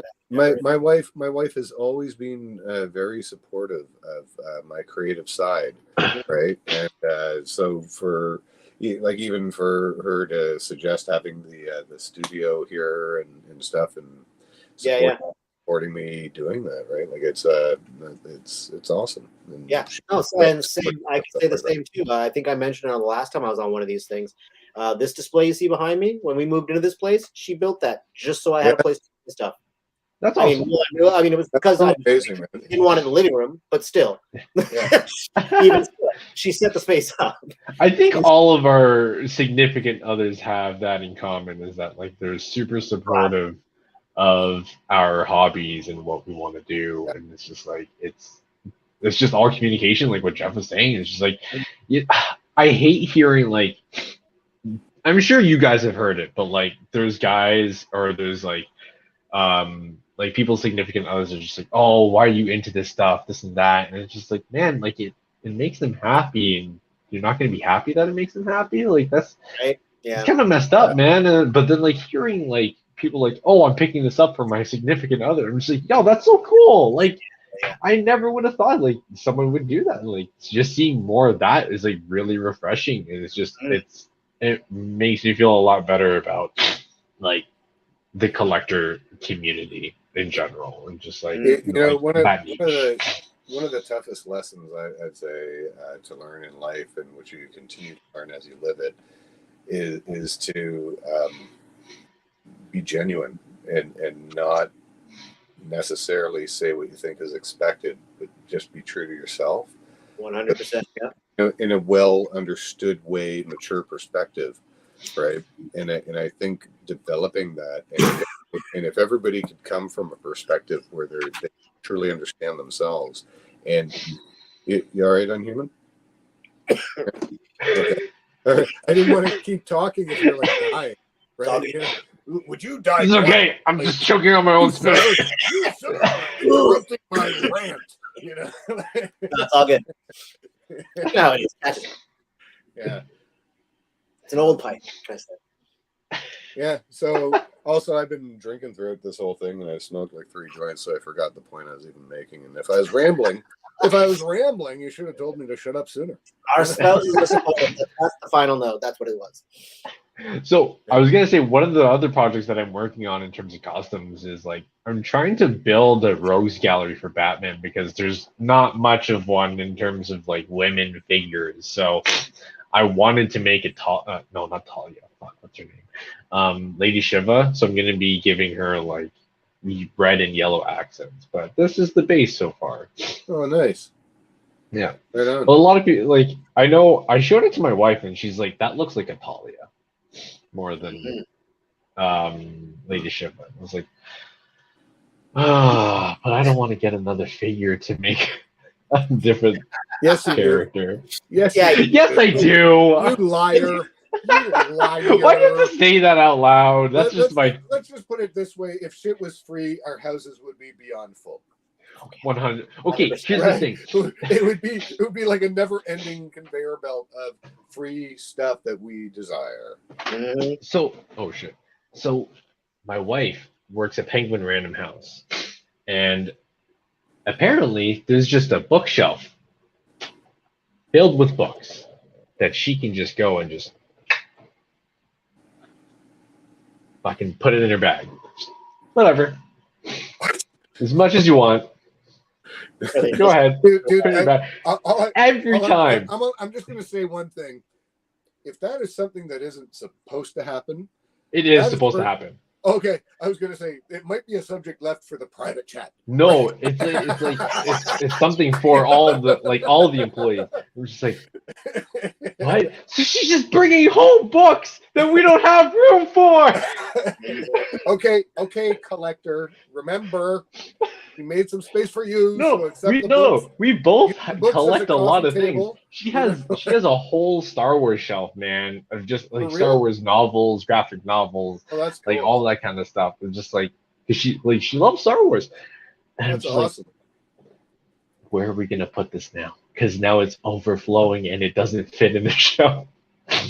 And we're trying to figure that out. And I'm trying to figure out like a different situation for all the figures that are in those bins That's too. the life of a collector. That's what it is. You're always making room for something new. Right? I'm just There's like, always going to be something new. That's the but problem. where are we gonna put these novels that you brought from work? I don't what's know funny where is- we're gonna put them. Like, do you guys consider yourselves collectors or creators of art? We're some artists. Because for me, every figure I have You is guys a share. result of what I want to do creatively, Yeah. right? I think I'm an accidental collector more than anything, and I think that actual collectors would weep a little bit at what I put these figures through. Yeah. You know, because I'm using them for art, and I'll use them for as long as they last. Yeah. Oh no, for sure. I mean, like, I think that's definitely a huge difference between collectors and creators because, like, look at what we put. Like you were saying, we put our figures through a lot of stress. I'm gonna show you something really quickly. So the reason why I just found this out recently, the reason why I'm able to get my Mezco Daredevil, this guy, into really, really dynamic shots with his legs is because he has a giant tear right over here. Nice. Yeah, Awesome so I mod. get more range with him. You get more range. That's all that matters, Yeah. right? Yeah, But it's honestly, awesome. I can do the kicks that he okay, usually does. Not only Right. I'm going to make some people weep, but accessories, hands, fire effects, all of that shit with my figures ends up getting blended based on whatever story I was trying to tell, and I can't remember what goes with which, and then I lose little pieces. And so I tried, like, I respect these figures, like especially the high quality ones, for the art that they are, but they're also tools for me to tell a story. They are though, right? As much as I love them, they're tools. It's not like I would willfully destroy them, but I'm not going to not use them for my art, you know? Yeah. Now, on that page, I've I'll used have figures with broken arms and made it a This is story. my hand collection right here. This is just all the hands. Yeah. All the extra hands. Okay. All the I am figures. not the only one. It's just in the, Yeah. oh man. All So here. like, I divvied up my hands appropriately. They're color coded. Out of context, we sound like serial killers. Yeah, 100% we do. We like that's what we are. I have them organized. We're by toy color. serial killers. We're ripping apart toys and we're putting them back together. It's just no. Yeah. So I put like black and white hands in here. I will say I did separate the flesh tone ones, the skin tone ones, just so I could all of them. Well, all look, of them, all together. All the skin tone ones, I'm all together. actually Right there. using a Conan cloak on Doctor Strange with a Conan hand to do like a sideways kind of merchant hiding under a cloak for the scene that I'm building. And you won't know it's Doctor Strange, but yeah, it's like a total kit bash. And at some point, I hope Doctor Strange's hands make it back to his Mezco bag. Will they? Probably not. It's okay. No, if they don't. most likely they will, or I'll have a phantom memory of the package I left them in and go looking for it. The problem is phantom memories overwrite each other, so if it's too long of a duration between I have to say I'm in a different boat on this one as well, only because I only just got into the Mezco thing. So for me, like you guys talking about customizing with them or them breaking or like losing hands and stuff, that is like heartbreaking to me because I only the two figures and I'd be crestfallen if anything happened to either one of them. No, and don't mistake what I'm saying. There's a reason I collect Mezco, and it's because I think every single one of those figures is art. And when I do lose pieces, and I don't know how the hell, like it's like hungry carpet or something, right? But it is heartbreaking for me. But because I use them so often and different little things happen so occasionally that are entirely my fault, I cannot afford to become crestfallen every single time it happens, right? And the difference is I've been collecting them for probably a couple of years now, and I've got up over 60 of them easily, right? So when you get into those numbers, it's not like it's hard to explain. You do not take them for granted. I think I get what you're saying, but there's so many. There's probably thousands of pieces, right? Mm-hmm. Yeah. And after you do, when you're planning a shoot, keeping track of where the inventory is, sometimes at the bottom of the list. Mm-hmm. You know, when That's the true. battery's running out on your camera or what have you. Yeah. So forgive me if like in the way I'm talking about it makes it sound like I take it for granted, because I appreciate the opportunity and to be able to have them, right? And so I do completely respect having them. It's just as a result of the frequency. Well, you get use out of them, and that's fair. That's 100%. No, but I'm just saying, like, for example, like heartbreaking though, man. I just put up a new shelf to put all my NECAs on because a neighbor was nice enough to help me do it. And in the process of having to clean out everything underneath where we were putting that shelf, I ended up finding this, which I lost like 7 months ago. It's the little lollipop from Trick or Treat Sam from NECA. Oh, no way. Yeah. And I love those discoveries. It's like putting on an old jacket and finding $20.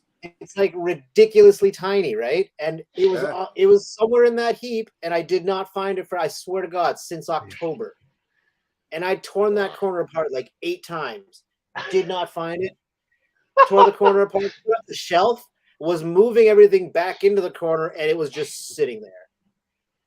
So random. It's frustrating. It's especially frustrating when there's like, for example, I love the Conan figures, but those little hooks for holding the swords on, why isn't there a better design? Yeah, I forgot that's the thing. Oh my God, man. Like every time I'm doing a pose, all of a sudden, the hook fell off. Yeah. And I heard it rattle across the set table, and now it landed silently somewhere on the carpet of hungry carpet.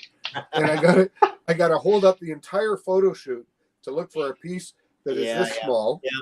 And I don't mean to be a complaining old man, but with my old man eyes, when I'm looking down at it, I'm like, where the hell did that damn piece go? You know? Like every customer of mine. No, I'm kidding. I opened the door, so I'm going to have to accept that. I think my only answer for that would be to get rid of your carpeting, because I have a hardwood, and the hardwood does make that a lot easier to deal with. Yeah, you know what, man? Well, you know where I'm at with the projects in the house. Like doing the floors is like zero priority. But like in March, I'm planning on doing the floors front to back. Nice. And I'll do the work myself. It saves you a couple of $1,000. Oh yeah, that's a lot of work. And it's just going to be laminate, the vinyl laminate with.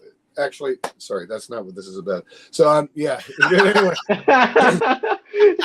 He's excited about the project, though. So that's okay, the thing. Can I ask you He's guys excited about the project. What figure currently are you like really excited about that you have?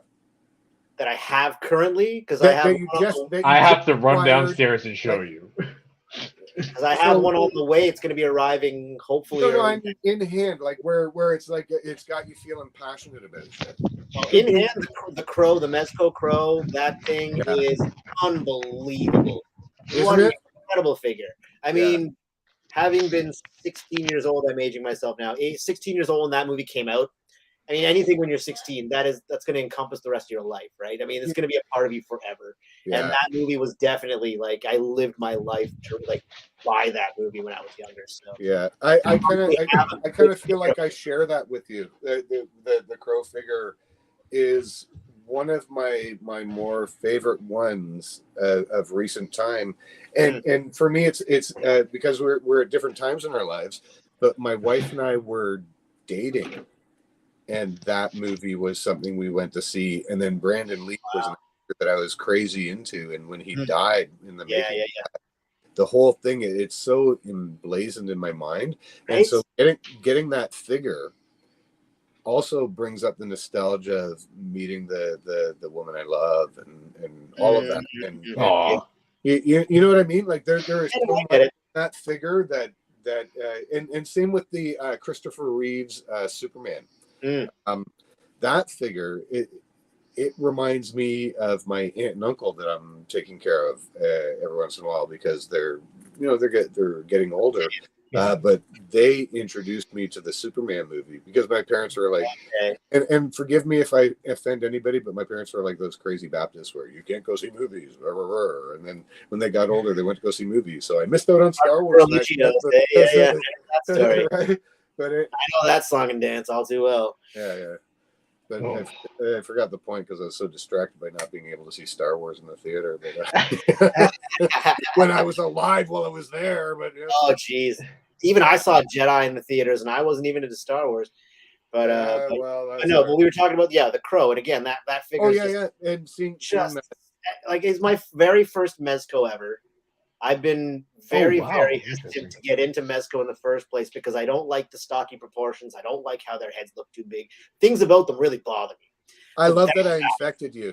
It's like for some reason for infecting you with that. Right? No, because I saw you had it. You got it. And I didn't see it in hand or anything, but the photos that you were doing of it, I was like, okay, that actually looks proper. Like it looks good. And so I had damn fine. It is the proportions are incredible. It's great. Yeah, when they do the movie relative stuff, like for like the Netflix Punisher, the Netflix Daredevil, they don't now usually they don't have great articulation, but what I love about the Crow is he can pose the shit out of things, right? Like he's got some great articulation going on, far better without unless you do the tear in the suit on the Daredevil or whatever. Right? Like, that was totally accidental. No, I did not mean to do that. It's functional, right? Do you know what, man? Like, there's so many defects that happen as a result. My Hellboy, I posed him a few times, and because I think he had been sitting on the shelf in that store in Montreal for a long time, the jacket kind of dried out. So, like, I posed him, and it tore. But you know what? Wow. Honestly, that's brutal. So what? Well, yeah. I can pose around it. I can turn it into a story where a monster. It adds to the character a little bit too. Yeah. To me, it doesn't matter. And I have stuff like that happen with a lot of the figures. If you use them, oppose them, there's going to be wear and tear, right? Yeah. And so one thing I know people say different things about Mezco, but I think that they're a mid-sized manufacturer at best, right? But what they put out is quality stuff. Their customer service has always been responsive to me. And I had the entire buck of what's his name replaced, the dude with the long arms. Nosferatu? Right?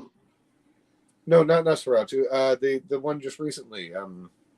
Jesus Christ, help a graybeard out here, man. I know who you're talking about. Dude. Yeah. Oh, yeah. I think I know. Oh, he showed up the day that we showed up to your place, right? Yeah. Right. Yeah. So, but I didn't have to send the old one back. So technically, because he's got multiple heads, I have two figures that I can put into photos. Right. That's amazing. And what I did, because all I asked them for, literally, I asked them for a new ball joint for the elbow, and I said I'm happy to try and figure it out myself. Just send me a new joint, and I'll fix it. Right. And they said, we'll just send you a new one. And I was like, I don't know what that means, but with clothing and everything, complete. Wow. Just no head. No head, just one. Yeah, but you have the extra head anyway, so it's fine.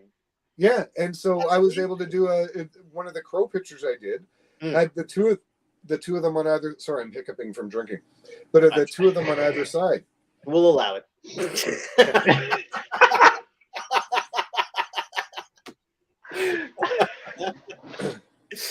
Oh my god! Oh, that's very cool, though, man. That's really awesome that they gave you the extra really awesome. The entire body. Yeah, no, I find very Mezco, cool. They're very supportive. Also with the Eddie, I was starting to get concerned that like, you know, sometimes the website sort of glitches and stuff. I was starting to be concerned because it's been in processing for so long. Anyway, I'll make the story short. I sent them a note just saying, hey, look, I don't mean to be a pest, but I'm just concerned because an in-stock item hasn't shipped in about 2 months. I just want to make sure the green morph shredded ranger. Oh yeah, that's right. I do have the shredder ranger. I forget about that. Anyway, they got back to me quickly, and they said that they're having issues with their shipping right now, and don't worry, we have your order and it's going to be going out, kind of thing, right? So at least they communicated to me. That's like, yeah. I'm a grown man. I can wait for my toy. Yeah. Right? As long as I know that I'm not getting ripped off. I think that's the main thing. Yeah. That gets me uptight is thinking, wow, you're ripping me off. Like, but as long as I know and I have communication, fine. You know, I can wait, whatever, as long as you're communicating. Yeah, as long as you know what's going on, right? I mean, that's the thing. Keep me in the loop at least, right? That's all and I mean, you have to initiate it, but if you initiate it, they do get back to you. Sometimes it takes a couple times because again, they're a mid-sized company and their staff. They probably have 30 people on staff actually to respond to things, right? Oh, shit, really? Yeah, like if you that's not a lot of people. If you look at them on LinkedIn, right? So consider it like it's at best a mid-sized toy manufacturer, right? And so there's going to be the delays, but the thing that I dig is they stick to their quality. They have some quality control issues, but if you report it, they stand by it. They sent me a new belt for my yellow Wolverine because it wasn't connecting properly. Nice. Oh, nice. That's good. Like a belt. They just sent it to me. That's awesome. Yeah, I've been looking at that Constantine figure. I love the fact that you can actually put a cigarette in his mouth. That's amazing. Yeah. You know what? I kind of regret not jumping on that. There was a brief moment where I could have jumped on it. And I thought, I don't know. And then I started thinking about stories I could see, and then it was wish list. And so I go aftermarket with it, right? Yeah. Ooh. It depends, though. Like, it depends, because I'll probably buy them aftermarket. I was going to say, is there a big price difference if I buy it directly from Mezco as opposed to finding it in a comic shop and buying it from them? Is there a huge price difference there or no? Because you'd know better than me. Oh, yeah. No, when you get it straight from Mezco, the only benefit is that there's support if something isn't correct. Okay, if you buy it from a comic book store, you pull it out and the head stem breaks. Well, you're fucked. You're screwed. Yeah, you're fucked. Right? Okay. Right? Because it's sat over for what, 2 years or whatever, you know. So but it's also on average it's $130 for a Mezco in a comic book store off the shelf. Yeah. Mm-hmm. That translates for that same figure. If I were to buy it directly from them, that translates to more like $200. Oh wow! Really? Shipping and everything else, right? So that extra, the only thing it's giving me is the opportunity that I don't have to pay $300 for it aftermarket. Yeah. Right. Right. Oh, but there's use DHL ones where you can't predict that are going to sit on a shelf for a while. Like I've seen Spider-Man figures for $130 that have been there for 2 years. Yeah. Mezco, it's good, but it just nobody's picking it up. Right, but if you were if you had have been on that wave, ordering it direct from Mezco, it would have been about $200, $230 for you, right? Okay, so no, it's good to know. I was gonna say I'm relatively new to the line, right? So I'm just trying to feel this out. But I'm not going to go for a deep dive. I dig it. Again, I find a lot of them weird. Also, I love a good McFarlane. I still like the McFarlane figures. I don't have an issue with them at all. I don't understand the hate.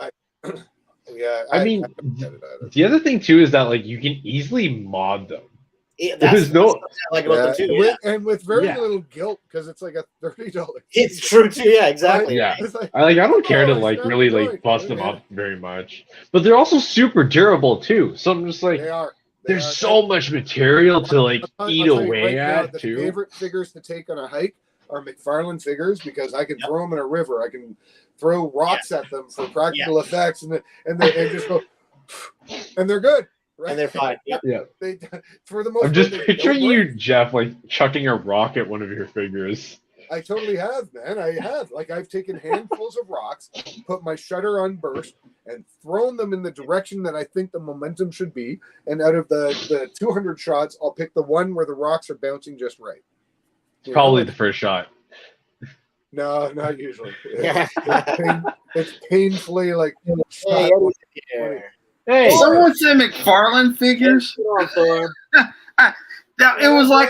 It was like a cat call or like a bird whistle.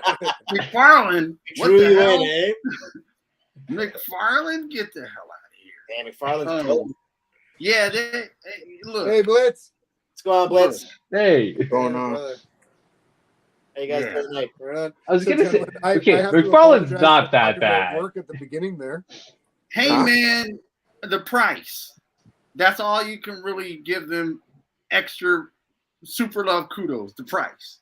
Because Yeah, that's really you good. can get them for cheap as shit. So Yeah, well, I guess that does think afford the you the sculpts are ability to mod them or break them or do whatever you want to do to them because you're not paying that much.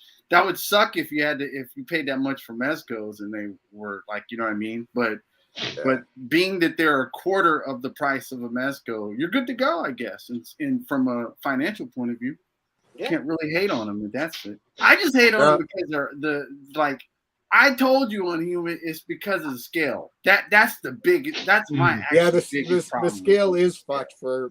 So I can't put them with nothing. But other McFarlane. But I can scaling thing. It did bother me before I got into them, but it doesn't anymore. Right.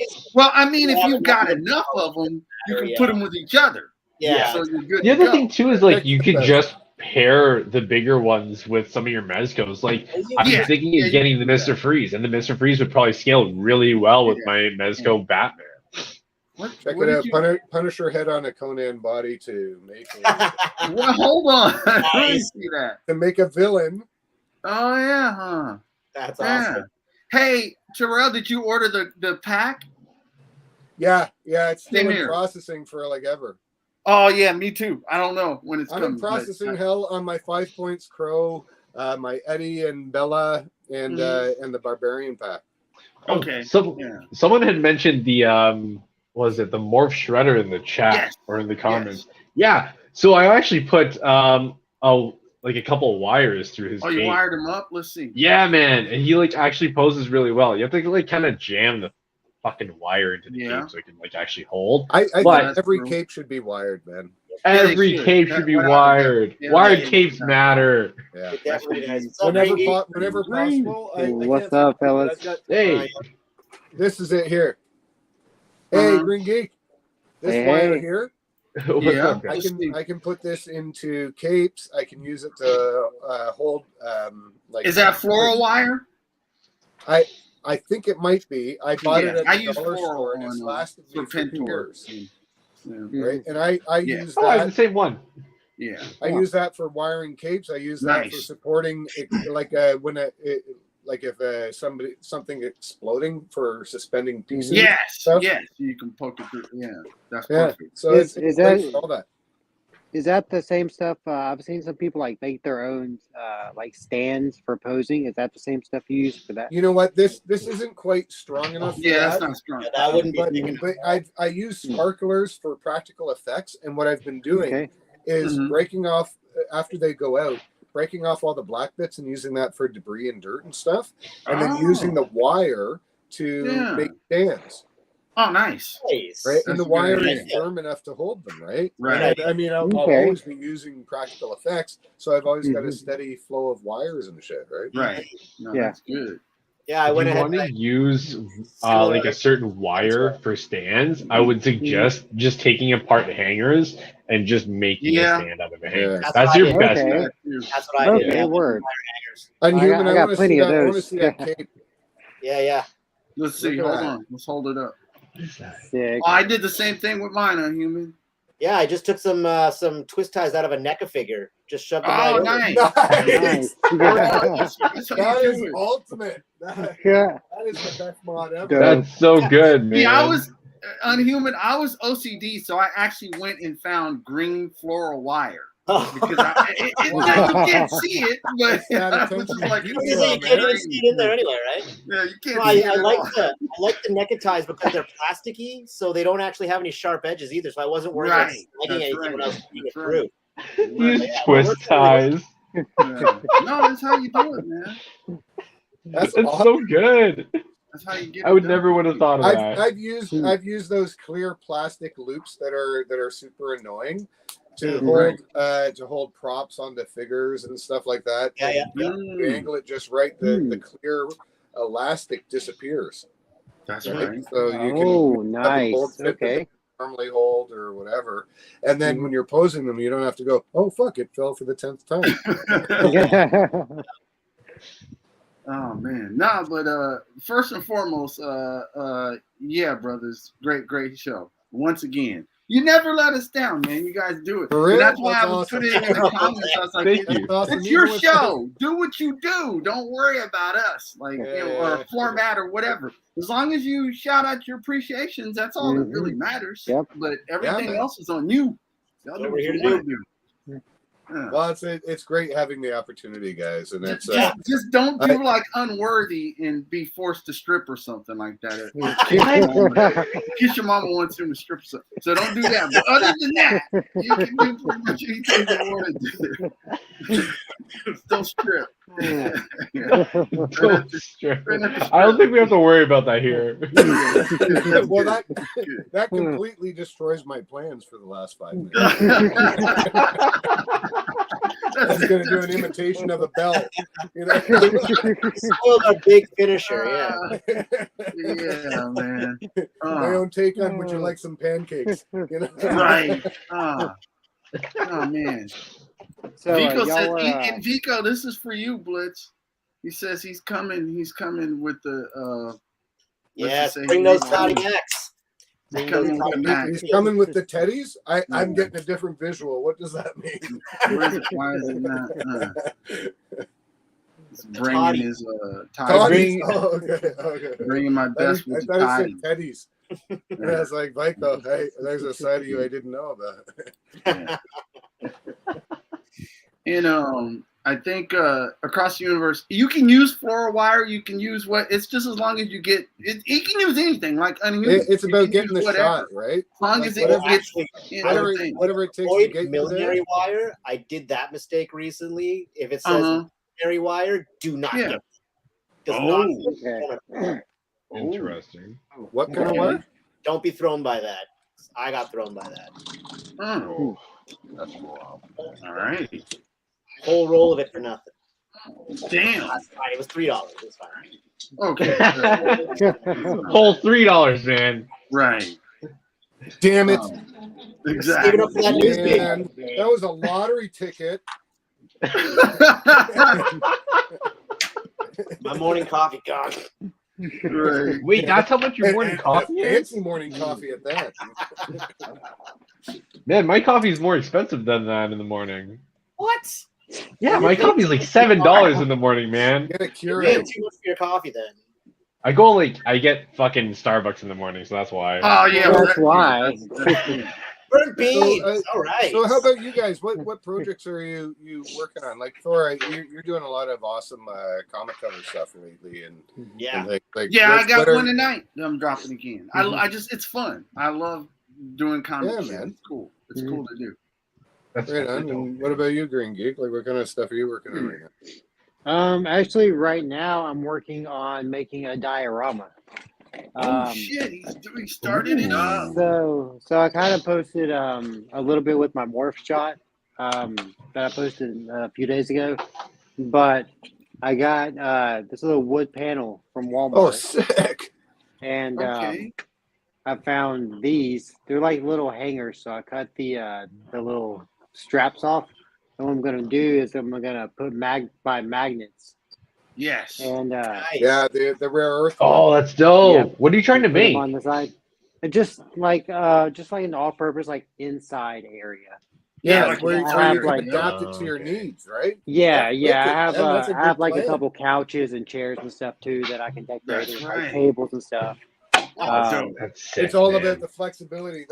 That's one of the things I love about the extreme set shit I've got. I can mix and match together, right? Yeah. But you building that is And these were like $3-4. That What? one, the one is perfect. What? Hardwood flooring. Yeah, Walmart. Yeah. What? That's They have, $3 to like, all $4 at different- Walmart. Yeah, they have like all different sizes. That'd be like and stuff like $15 that. here. That's like Oh hardwood yeah, flooring. they're in the Americas. Everything's cheaper there. yeah. That's dope.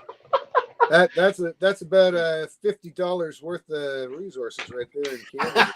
Yeah, Wow. no, see, that's a more accurate number. $50. Right. Yep, Uh, 100%. What do you got Nico going said on, talk Blitz? about that Dollar Tree. AB. Right. So you guys up there in Canada, AB's Dollar Tree is like a Walmart or Target. It has everything. Yeah. Oh, okay. Yeah, All right, it's like ours is all just called purpose. Dollar Store. Yeah, we got the Yeah. Dollar there. Literally What do you just called the want, dollar Blitz? store. I curious. am. Dollarama. It's called So I'm Dollarama. actually working on a diorama as well for Unworthy Collector. Oh, nice. Nice. No way. But I'm waiting for a piece that I ordered to come in because I'm doing something different for him that I want to try to like test something out and surprise it with. Oh, nice. Oh, that's pretty cool. Oh yeah.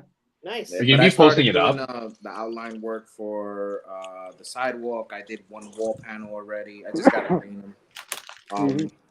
But other than that, my grail came today. Ooh, that? let's see it. Let's see Nice. it. Come on. Okay, man. Oh Hold shit. on.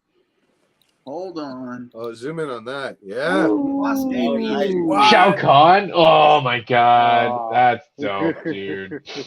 Damn. Now, guess how much I paid for him? I'm gonna guess $300. Nope. Lower? Yep. And he's 250. brand new. It's brand new. It's not 200. Not open. Lower. $50. I paid 120, 120. Nice. No way. and he goes for Take a like candy from a 600. baby. Jesus, That's awesome. dude. I think that's fantastic. 120. And That's I insane. celebrate your awesomeness Yeah. with a small slice of jealousy. I mean, I could show y'all. I could show y'all the dial, like Got so you. far what I got. What up, baby? Hey, going on, baby. fellas? What's up? Baby, What's up? Baby. What's up? Subscribe. Yeah, Yo. the dial. My desk is a fucking mess, but It's all right. Did you see my studio? Fuck. Dude, you saw everybody's studio. I already laid out the brickwork. Nice. Oh, that's amazing. Like, how do you do That that? was really, really good. I tried a different method this time. Instead of using a razor or knife or blade, I actually took a pencil and made the lining work. Oh, wow. wow. I can do that. Yeah, it works pretty well. Really? What? And then That's what you used to, Unhuman? I've done it in the past. Yeah. Wow. I don't believe you guys. I No, don't. it's What? Me either. I I'm did the the sidewalk same. already. Okay, what? I what don't kind of believe foam it. is This is that? insane. I need to start doing This is this. fucking black magic, man. What the hell? Pencil? But yeah, I also got these things. That's the fucking pencil, man. Yeah. Oh, what is that? So these are like little picture frames I found in Target, like in the Oh, shit. cheap section for wow. like $3. So I'm gonna Yeah. remove the backing of the frame and obviously Mhm. take this shit out. And I'm gonna make windows with these. Yeah. Oh, Yeah. dude. That's a smart find, man. Yeah, I got my Dremel. I got a mess, man. I got my everything here. I got my magnets because I'm gonna make it magnetized. I dig that so much. Damn. That sounds dope, dude. Dude, hell yeah. You guys are crazy. That's inspiring. Honestly, that's inspiring. What you guys are It is. making me want to start getting crafty on my little table here. It is, man. Shit. What kind of foam is that? Like, where would I get that? It's like Home Depot, like Yeah, insulation. Home Depot. Oh, Yeah. the insulation stuff. Yeah, it's like Pink Panther shit. Okay. Yeah, How they much got a is bunch that of those shit in here? there. So that's awesome. It's a 2x2 pink board. Yeah, pink board. Damn. I've been It was meaning to that get easy that this whole myself. I time. haven't picked it up yet, but I've been meaning. To get it, not to make it. Yeah, it's. Okay. I mean, it gets easy as you go when you start making dials. I mean, like I said, I just Okay. tried a different method because I feel like with the blade, I don't know. I feel like the blade takes way too long. Really? Versus Yeah, because- just going through because That's fucking Vico crazy. says use a pencil too. He says they work well. Yeah, Yeah, 'cause it because makes if sense. you use, With the remember, blade, if you you gotta cut two different things, and with the pencil, you're just doing one solid you can sort of drag it across. Yeah, because it compresses it, breaks the divide away. The depression without actually cutting into anything, right? So, Right. Without What? That's insane. That's dope. So like the pencil point is like dull, so it's not exactly. sharp or Yeah, you anything. can make it sharp, And then you just apply a little bit of pressure on the board, and it creates the lines. Because if you think about it, if you do it with a razor blade, you got to draw the lines first anyway before you do the move. You do. True. Yours So I was eliminating like, I was trying to save fucking time. I was like, you know what? I'm gonna try this pencil. Some of the best processes are made by those who are going to be lazy. And then what I'm gonna do is I'm gonna cut cracks into the bricks. I'm gonna grab like aluminum foil, roll it up into a ball, and I was create. just say the aluminum foil trick. Nice. Yeah, do that. Has anybody ever created like a negative relief kind of roller that you could like compress down and just roll over the foam to create this? Well, that would be cool. I have seen somebody do something like that, but I don't know if it was. So I was just trying to think of the lazy way to do it, right? If you put a paddle on a wheel, like a rolling pin, and you just pressed it down and went, there's my wall. I've seen somebody do that. I can't remember who it was, but like they had something like that. I don't know if they purchased it. That works, man. Shit. What do you use, AB, for your walls?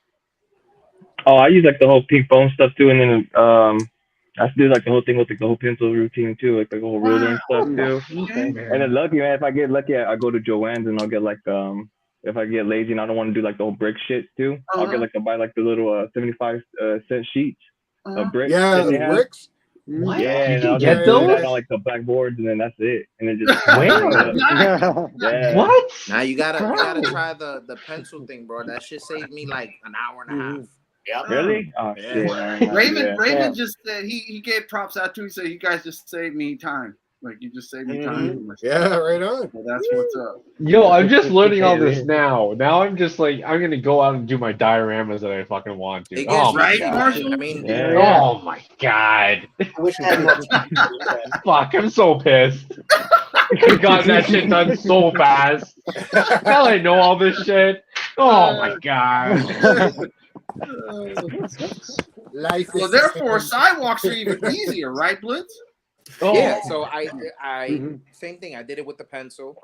Damn. So the only thing I'm gonna do with a blade to the sidewalk is I'm actually gonna make the crack lines with it, like Oh, the like sidewalk this is crazy. Yeah. Oh, word. That's sick. Oh, okay. because You can even have like little plants and stuff coming out of the cracks. That'd be awesome. no. So all right. So I was gonna do that, but see, I'm gonna Mhm. double. The diorama is gonna double. So in other words, it's gonna be an alleyway when he puts both sides of the walls up. Okay. So he can take like almost like corridor angle shots Yeah. or even Yeah. above angle shots. Mhm. And then if he doesn't want to use that as an alleyway, he takes off the complete brick wall, turns it around. I can't say what the surprise is, but he can turn it into a street. He's not watching. It's fine. You can Oh, tell. dope. He's gonna watch the Good video. job, watch. But what if he watches it after, bro? He's gonna watch it after. He always does. Yeah. Oh. Hey, yo, I know what your surprise is now. Blitz says, "Show the chair. Show the chair. What is the chair? Show the chair. Yeah. The chair. Show the chair. I don't know what chair. I don't know what the chair is. He says, make the full ball. Yeah, Blitz says, and rub it across the bricks, and you made Yeah, it. get that Yeah, wrong. that's what you're saying. Yeah, so you guys, man, yeah, It's really well. If you really want to get dangerous with it, you get a rock and you what? and And you just bang push on a it with a rock. rock. Yep. Oh, wow. For real though, that would make the right dents. Oh, Yeah. Shokan's. Did he come? That's the original one. So Yeah, he's comes not. with the throne. Did he come with his This phone? guy's like living like 10 minutes ago. Yeah, he's still blown away by the grail. Yeah, look, hold on. He wants more of that grail shot. He just picked himself up off the floor. I haven't opened. I just got home from work. Oh, you didn't Or open. don't tease. Open There it. you go. No, I'm not gonna open it now. You can see it right there, though. Damn. It looks sick. Nice. Feels good when you get that when you get that grill. Mhm. Yeah, Man, man. It's better when you get that Kushimama's grill like for sweet. retail. Kushimama Yeah. loves it too. She's like, sweet Jesus. That's the ultimate rail next to He getting it says, for sweet free. Jesus to that The thing. toy gods have been good to me so far this year. They have been real good to me. Yeah, it's they. I mean, when you get grails, you can't even complain, man. That's Yeah, man. it makes this collecting thing so much fun. You know, when you're going after stuff, man. Yeah, like I was saying before, that crow figure, that was a total grail figure for me. Like I've been wanting a crow figure in general that you could pose at home for like 30 years. So It's amazing to finally have that thing in hand. Wow. Speaking of the crow, Uh-huh. I saw on my local comic shop's Instagram today that they got one in. So I'm going after work tomorrow. Yes! There you go. Hopefully they Yes. still have it. I smell a collab. May the toy gods Right? be with me. Let's do All it. right, who's going down for a crow collab? Let's do it. Hey, Terrell, anytime. Let's do it. Let's do it. We're gonna jump Green into the crow. We're gonna jump him in. Let's jump him in. I'm human. You're in. Who else? I'm down. Yeah, I'm always down. I wish I got this like, figure, some man. kind of crazy crow shit. Yeah, look, man, he's one of those figures that like it's like whether you care about Mezco or whether you just gotta have him. It's like it's a figure that's kind of like so common to just have. It's As someone who's brand new to Mezco, I 100% agree with that. There is something magic about that figure and the accessories, the well selected accessories that it Yes. Yes. It's one of those figures when you get it, it over surprises you. Like, it exceeded my expectations. Yes. Yeah, definitely. It's the posability and not having to worry. Yo, why do you guys gotta say this? I have like fucking 10 or 12 pre-orders of just expensive figures coming in. Come on, man. You might have to shuffle. Do some shuffling, Marshall. No. Like you're unique. Do some shuffling. You ain't unique in that. We all got orders dropping. He's top 3 right now of the year for me. If I cancel this and get my money back, I can bring it over to this one, and then I can do this. No. I see your hands moving like you're either casting a spell or telling a story. He's shuffling. The stuff. So if you don't get them now, and I'm not saying you have to, but if you don't get them now, like a year and a half from now, you're going to be like, yeah, I want to get that crow. $600. Oh shit! He's worth it like that. Though you That's never what's know, gonna happen. because I mean, you're still finding Hellboy figures. Like I found a Hellboy in Montreal for I think it was $130, right? And Human, we just had another recent awesome find with that, right? So those are very accurate figures, and they're readily available at times.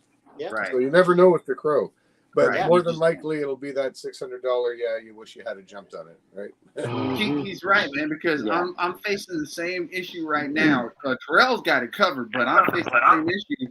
I ordered Conan the Conqueror back when he came. It's because I like the blue shirt. I like that shirt. Yeah. I like the.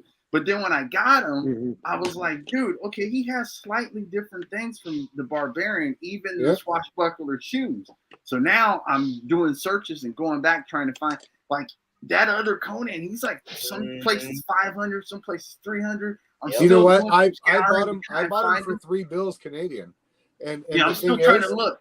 It had just dropped, and I was just getting into the artwork with the figures when Conan was available. Yes. And I couldn't at the time. I was buying $20 Hasbros and doing right.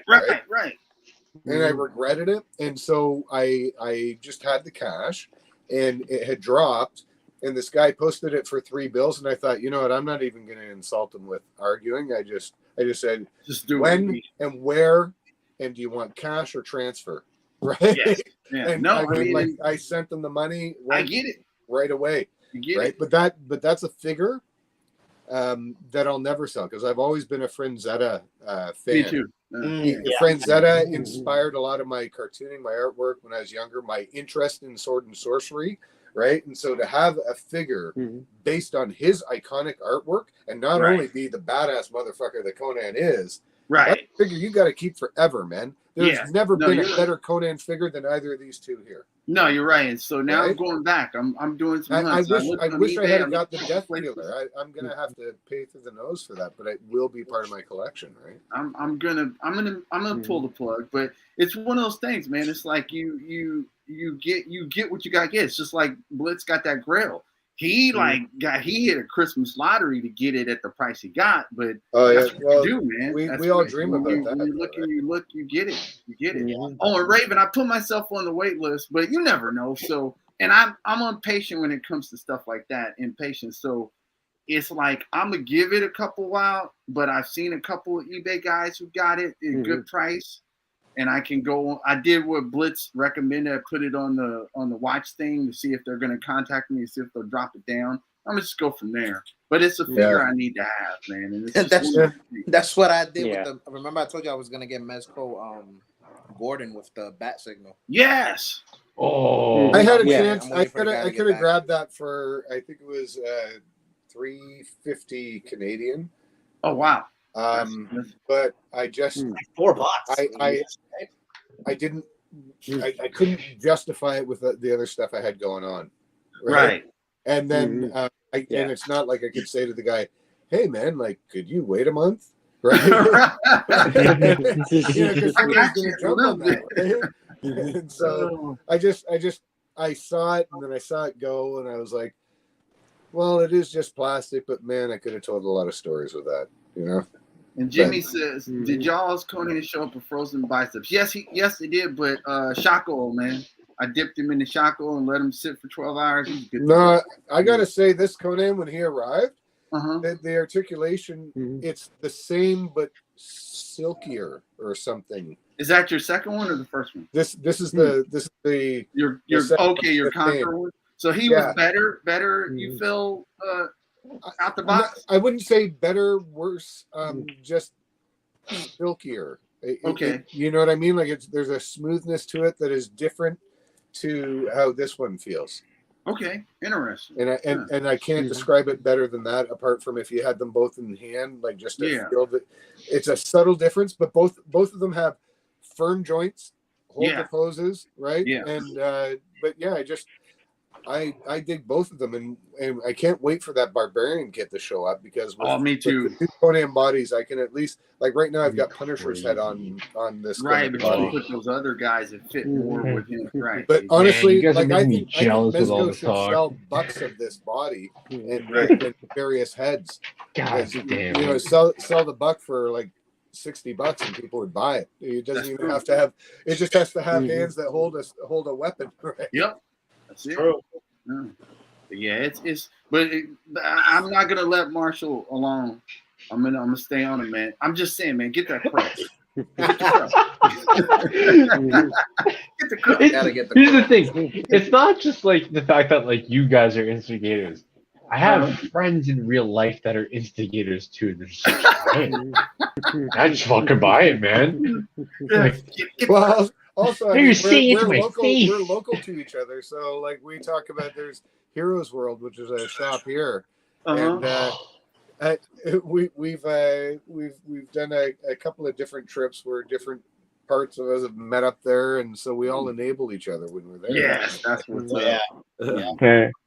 Because I'm gonna say it. It may be campy, but if you don't get the crow, you're gonna be eating crow, man.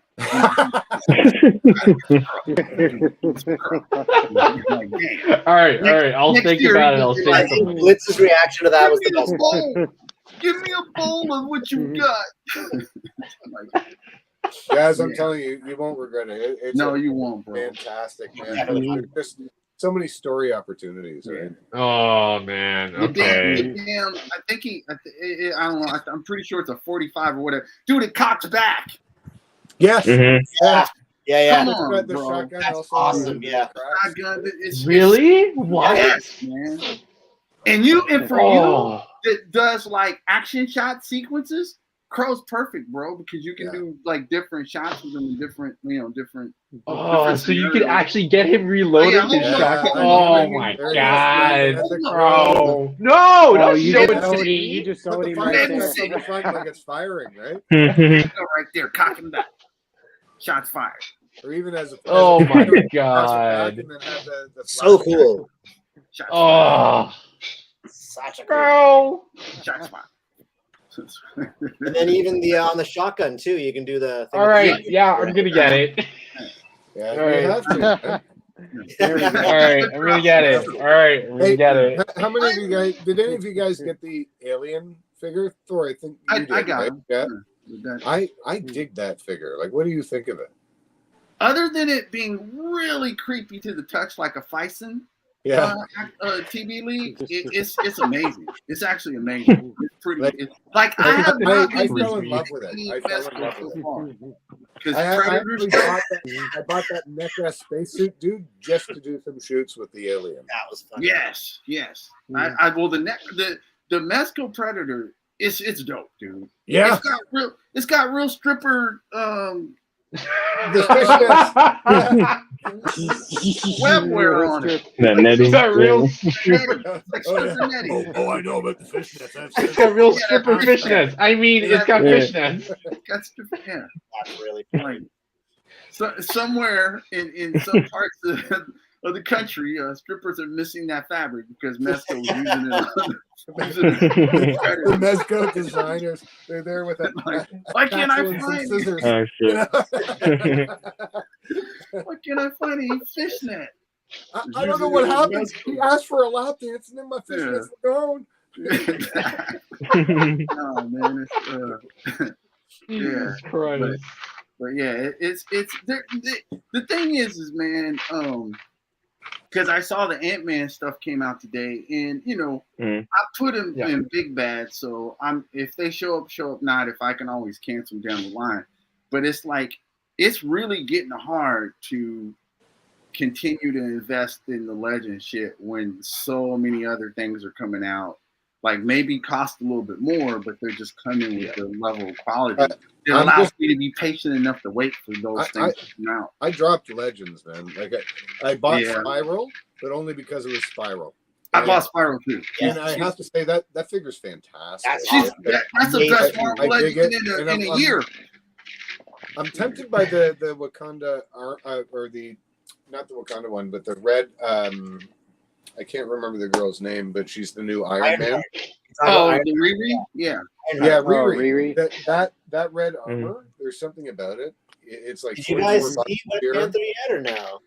What's that? I Has really anyone here seen Wet Panther dig it. yet? I think that's actually a Hasbro I want to grab. Yeah. It's I watched it. Well, see, the MCU figures are always better in my opinion because they just have you have unique sculpts to the actor. Yeah, they put all the and they put detail. more detail and more. Yeah, they hook them up. But it's the comic figures that really ultimately just are starting to disappoint me more and more. It's like It's kind of sad though, because like that's it what is. we want the most. But they don't do a lot of Exactly. creative stuff, right? Like or it's got to be like whatever the sponsor thing is, like the HasLab stuff, right? Like just fucking release the thing and make it fair game. Like quite frankly, you know how they'd know how many they would sell is when they make it available, when they know what the design is going to be to plan their manufacturing. Say, hey, come order it, right? And then they can say, oh, look, 10,000 people want this Galactus, right? Like instead of making it this limited thing where now you got to pay like $1,500 for this giant piece of plastic where you're going to use it for 5 photos, right? Like and what the thing that put me off of Hasbro was with the Hellfire Club guards. Okay, those so rare, Yeah. rare. And it's from one of the ultimate Wolverine stories ever, in my opinion. Right? When he fucking rips apart the Hellfire Club and frees the X-Men. Like it's all about those guards. How do you tell a story without those guards? They made them so rare and people had them that you can't so find jacked up in price. They're supposed to be army builders and they made them rare. Yeah. Right? It's when that happened, I thought, you know what, fuck you, Hasbro. Like I can get some high quality figures. I'm not going to pay high quality figure price for what should be a $20 to $30 figure. Exactly. That's the thing that's pissing me off about is the fact that the Hasbro figures are now costing the same amount as I'm paying for like some higher end figures. It's ridiculous to me. Yeah. Yeah, Hasbro shouldn't be the same price as a NECA, as much detail and paint as a NECA has. Hell no. Especially that's when their exactly it, quality right? is dipping, they come with no accessories. Yeah, Like, they're literally coming with the most fantastic head sculpt, and everything else is just like a Mhm. dollar store toy, basically. Yep. Yep. Well, the same Gummy sculpts we've seen joints. for at least 5 years, right? Right. True. And Yeah. Yep. bodies. Exactly. There's And it's a no shame. ingenuity apart from the hidden the pinless joints. I have to say I appreciated that. Like that Deadpool that they released, I think about 2 years ago, based on the movie. Right. That pinless joint Deadpool. As Oh. much as I love my Mezco Deadpool, there ain't no beating the posability of that Hasbro Deadpool. Right. No, that's one And of then the with best the things pinless ever. joints, Yeah. Mhm. that thing with the right angles, you can make it look like it does have a cloth body, Yes. right? Yeah. It's one of the That best figure ones. is dope as hell. And But see, Terrell, Kudos that's to what pisses me off about them is because they can give you a figure like that Deadpool or like that Spiral or like Right. then they turn around and give They'll you only a do like cheap three a other year. figures for maximum like- profit, it seems. what? Yeah, it'll be like 3 out of every Obviously 100. Thor, but that's what I dig about McFarlane is he makes he doesn't reuse a lot of his molds. No, right? his molds are No. pretty. They're usually kind of character specific, unique. Yeah. Right, Yeah. and that's not a cost effective model, but he does it for the art of it. Obviously, it's cost But effective for him to keep the price down that low. What's but Hasbro's problem? it's in the manufacturing process. Right? But what I'm saying is Hasbro could do that, but they don't. No, right? they don't. And Mhm. Well, McFarlane no. is still coming in Well, cheaper. the than other thing Hasbro, too is that and they've Hasbro's got trying to more capitalize on ingenious everything. approaches to joints and They are. more creative sculpts and everything else, and they're cheaper than the Hasbro. Less expensive, not cheaper. Less Well, expensive. But Yes. see, what Hasbro reminds me of is Warner Brothers themselves. And I say that because they don't communicate with each other. It's like, how is the Joe team and the Transformer team Doing so always well. shooting like Well, over there's a they're reason hitting, for they're that, always though. 3-pointers. No, but there's a reason for that though, because Joe's and Transformers are owned by Hasbro. They're not buying the license from another property from another company. Well, we can say that though, Yeah, but do That's you what all the know money how they much wanted. money they get from Disney to make that Oh, of shit? course. And we Of know course. they do because of the MCU. Those MCU Yeah. figures have some of the best sculpts out of their entire lines of all their lines. Of course, yeah. Of So course. that just means that they're actually purposely choosing, let's just not spend that much on this. And I picture they're pocketing the money, if Yeah. you really wanted to be honest with it, Sure, because exactly, yeah. The other thing too, Well, though, is and that can you they blame 'em? could be paying for the licensing of Marvel and Disney because That's what I'm of that. talking about, yeah. Because they Yeah, don't but- have to pay that cost with the G.I. Joe figures. That's why the classified figures are so much better. They don't Well, have but- it. They I would might say- have to, depending on where GI Joe lands, because GI Joe is no longer with IDW. So if Marvel No, it's scoops them Marvel. up, then No, that it means was owned by that means it Hasbro in ends the up. first place. It was a Hasbro. right, it's property. owned by it's Hasbro's property. Yeah. But I'm less able to take that argument just because of the MCU figures. The MCU figures have just as much detail, if maybe not sometimes more, than the G.I. Joe. So that means that they have the money to make the Marvel comic book figures better. And we see it when they release a dead or they. It could also be a budgeting thing No, per the movie per figures line. The movie figures are This- feeding into the this box right office. here, Right, one they of are. my favorite More money in the figures bag. ever. Comic book, there's really not even a huge, there's not that big an industry in comic books, to be honest. No, there isn't. You're No. right. There No. isn't. Whereas the No. film Fellas, industry, my box iPad is office about to is die. much better. They got to make Oh. that back. So of course, We must be over time. eh? No, we're just having fun. But but actually, on that note, that's why you guys are great hosts. I love it. Mhm. You guys are able to keep Just the flow. people engaged. Thank keep you, things going, thank you. I appreciate That's awesome. that. That's awesome Flowing. feedback, man. keep everything doing. And I want everybody out there to know that what these fellas are putting down, anybody out there can put it down. That's what this. We're trying hard as we possibly can to make the Pic Bar everybody's bar. Like the four of us, we come on and do what we do, but it's really meant. That was the original purpose of it, meant to be a hub for the community, so everybody can come on and host. And appreciate each other. And do the This stuff is we do. this So is a thank you, fellas. fantastic. It's a fantastic forum. like I know I've said it before, but I'll say it again. Like when my account got hacked, I think over a year ago now. You guys, you helped with keeping me in touch with the community, and you featured me at times when I had just been hacked. And so you helped me stay in touch with the community, because when something like that happens, people get scared of a certain name, right? So I'm forever thankful for you guys showing me what this community is about, and the positive energy and just support for one another. So I think you guys are fantastic. So thank you very much. Appreciate it, brother. Appreciate it. Yeah, And thank goes you. back at you Appreciate guys. Thank you, brother. Again, I got you. Appreciate you having us, man. you guys don't. I'm telling you, you guys got to stop saying this is your place. So we're hoping that you're coming back multiple times and do what you do. You know what? I have no issue with that. I'm happy to do it whenever. Yeah, for sure. But again, this is your place. We're renting it from you at the moment. Rent free though. Rent free. That's Rent what I was free. about to say. Yeah, Free. It's like, whoa, Airbnb. hold up. But thanks again, fellas, and like everybody watching, come in, get a couple people that you're friends with, or like, and come on, that's what it's about. Come on here, host, have fun, appreciate people, and do what you do. And as you can see, these fellas took a different approach to how they were doing their appreciations, which I love that you guys did that. You're taking notes, you're doing stuff like that, and you're really deep diving on what you saw before you. Wait, the Unhuman was the only one that took notes. I learned from last time. I ain't taking any fucking notes. Last time. Oh, hey, Vico, anytime, man, get a couple people, and you're good to go. Vico, yeah, buddy. Yeah, man. Do it up. And it's yours. Yeah, It's yours to do what you do. Bring it. And it could be either Wednesdays. The thing is, it's your guys' choice. It can be Wednesdays, which like run at least a couple hours if it goes, or you can be happy hour, in and out, quick and dirty on Fridays, and that's just picking 2 shots a person and just talking about them, and then we're gonna put those into the wheel spin at the beginning of the first Friday of the month or the next month. But you can do a Friday, you can do a Wednesday. Whatever's to your comfort zone. And as Blitz would say, you can also come on if you don't feel comfortable about full-on hosting like these fellas.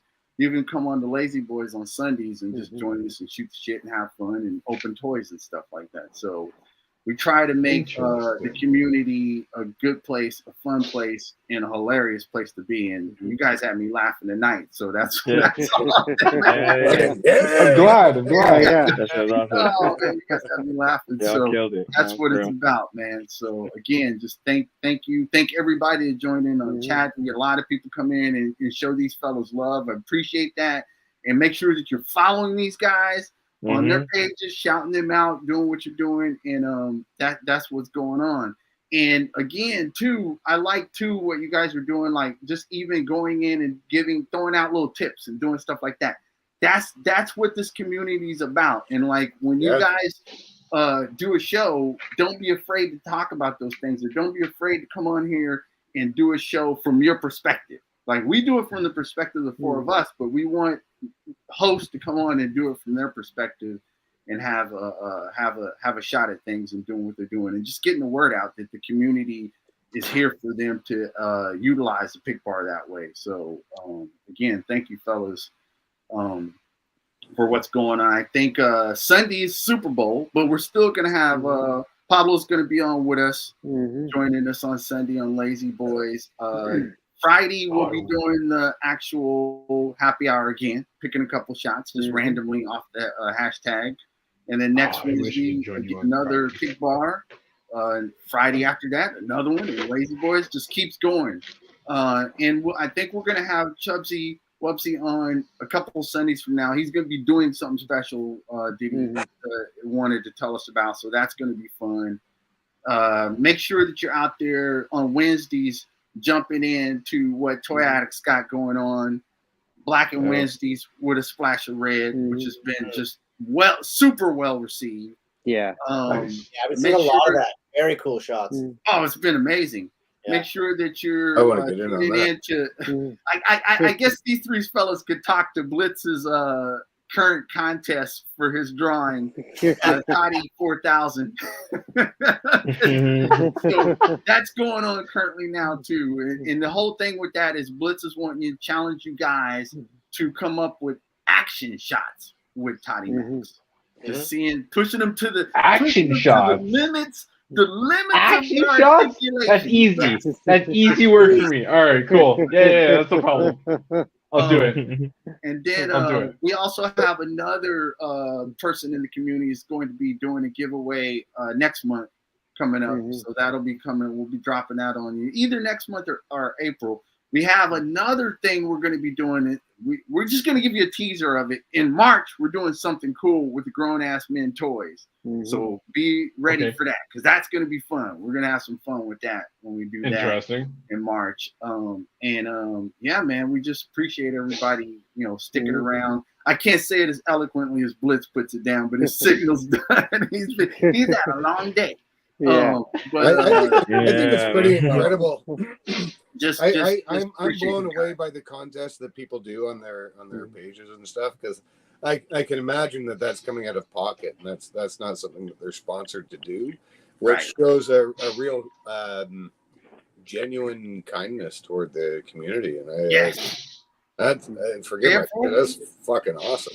Pay it forward. That's what we so try. Anybody watching this, know that's the kind of community that this is. There's another. You're gonna get feedback on your stuff, and give the support and just the appreciation of the craft, right? So don't be intimidated by the forum. Come out and speak your voice. No, man. Would you say, Green? No, I was gonna say as somebody who, because I just recently did one for hitting 3K. Yes. And it's.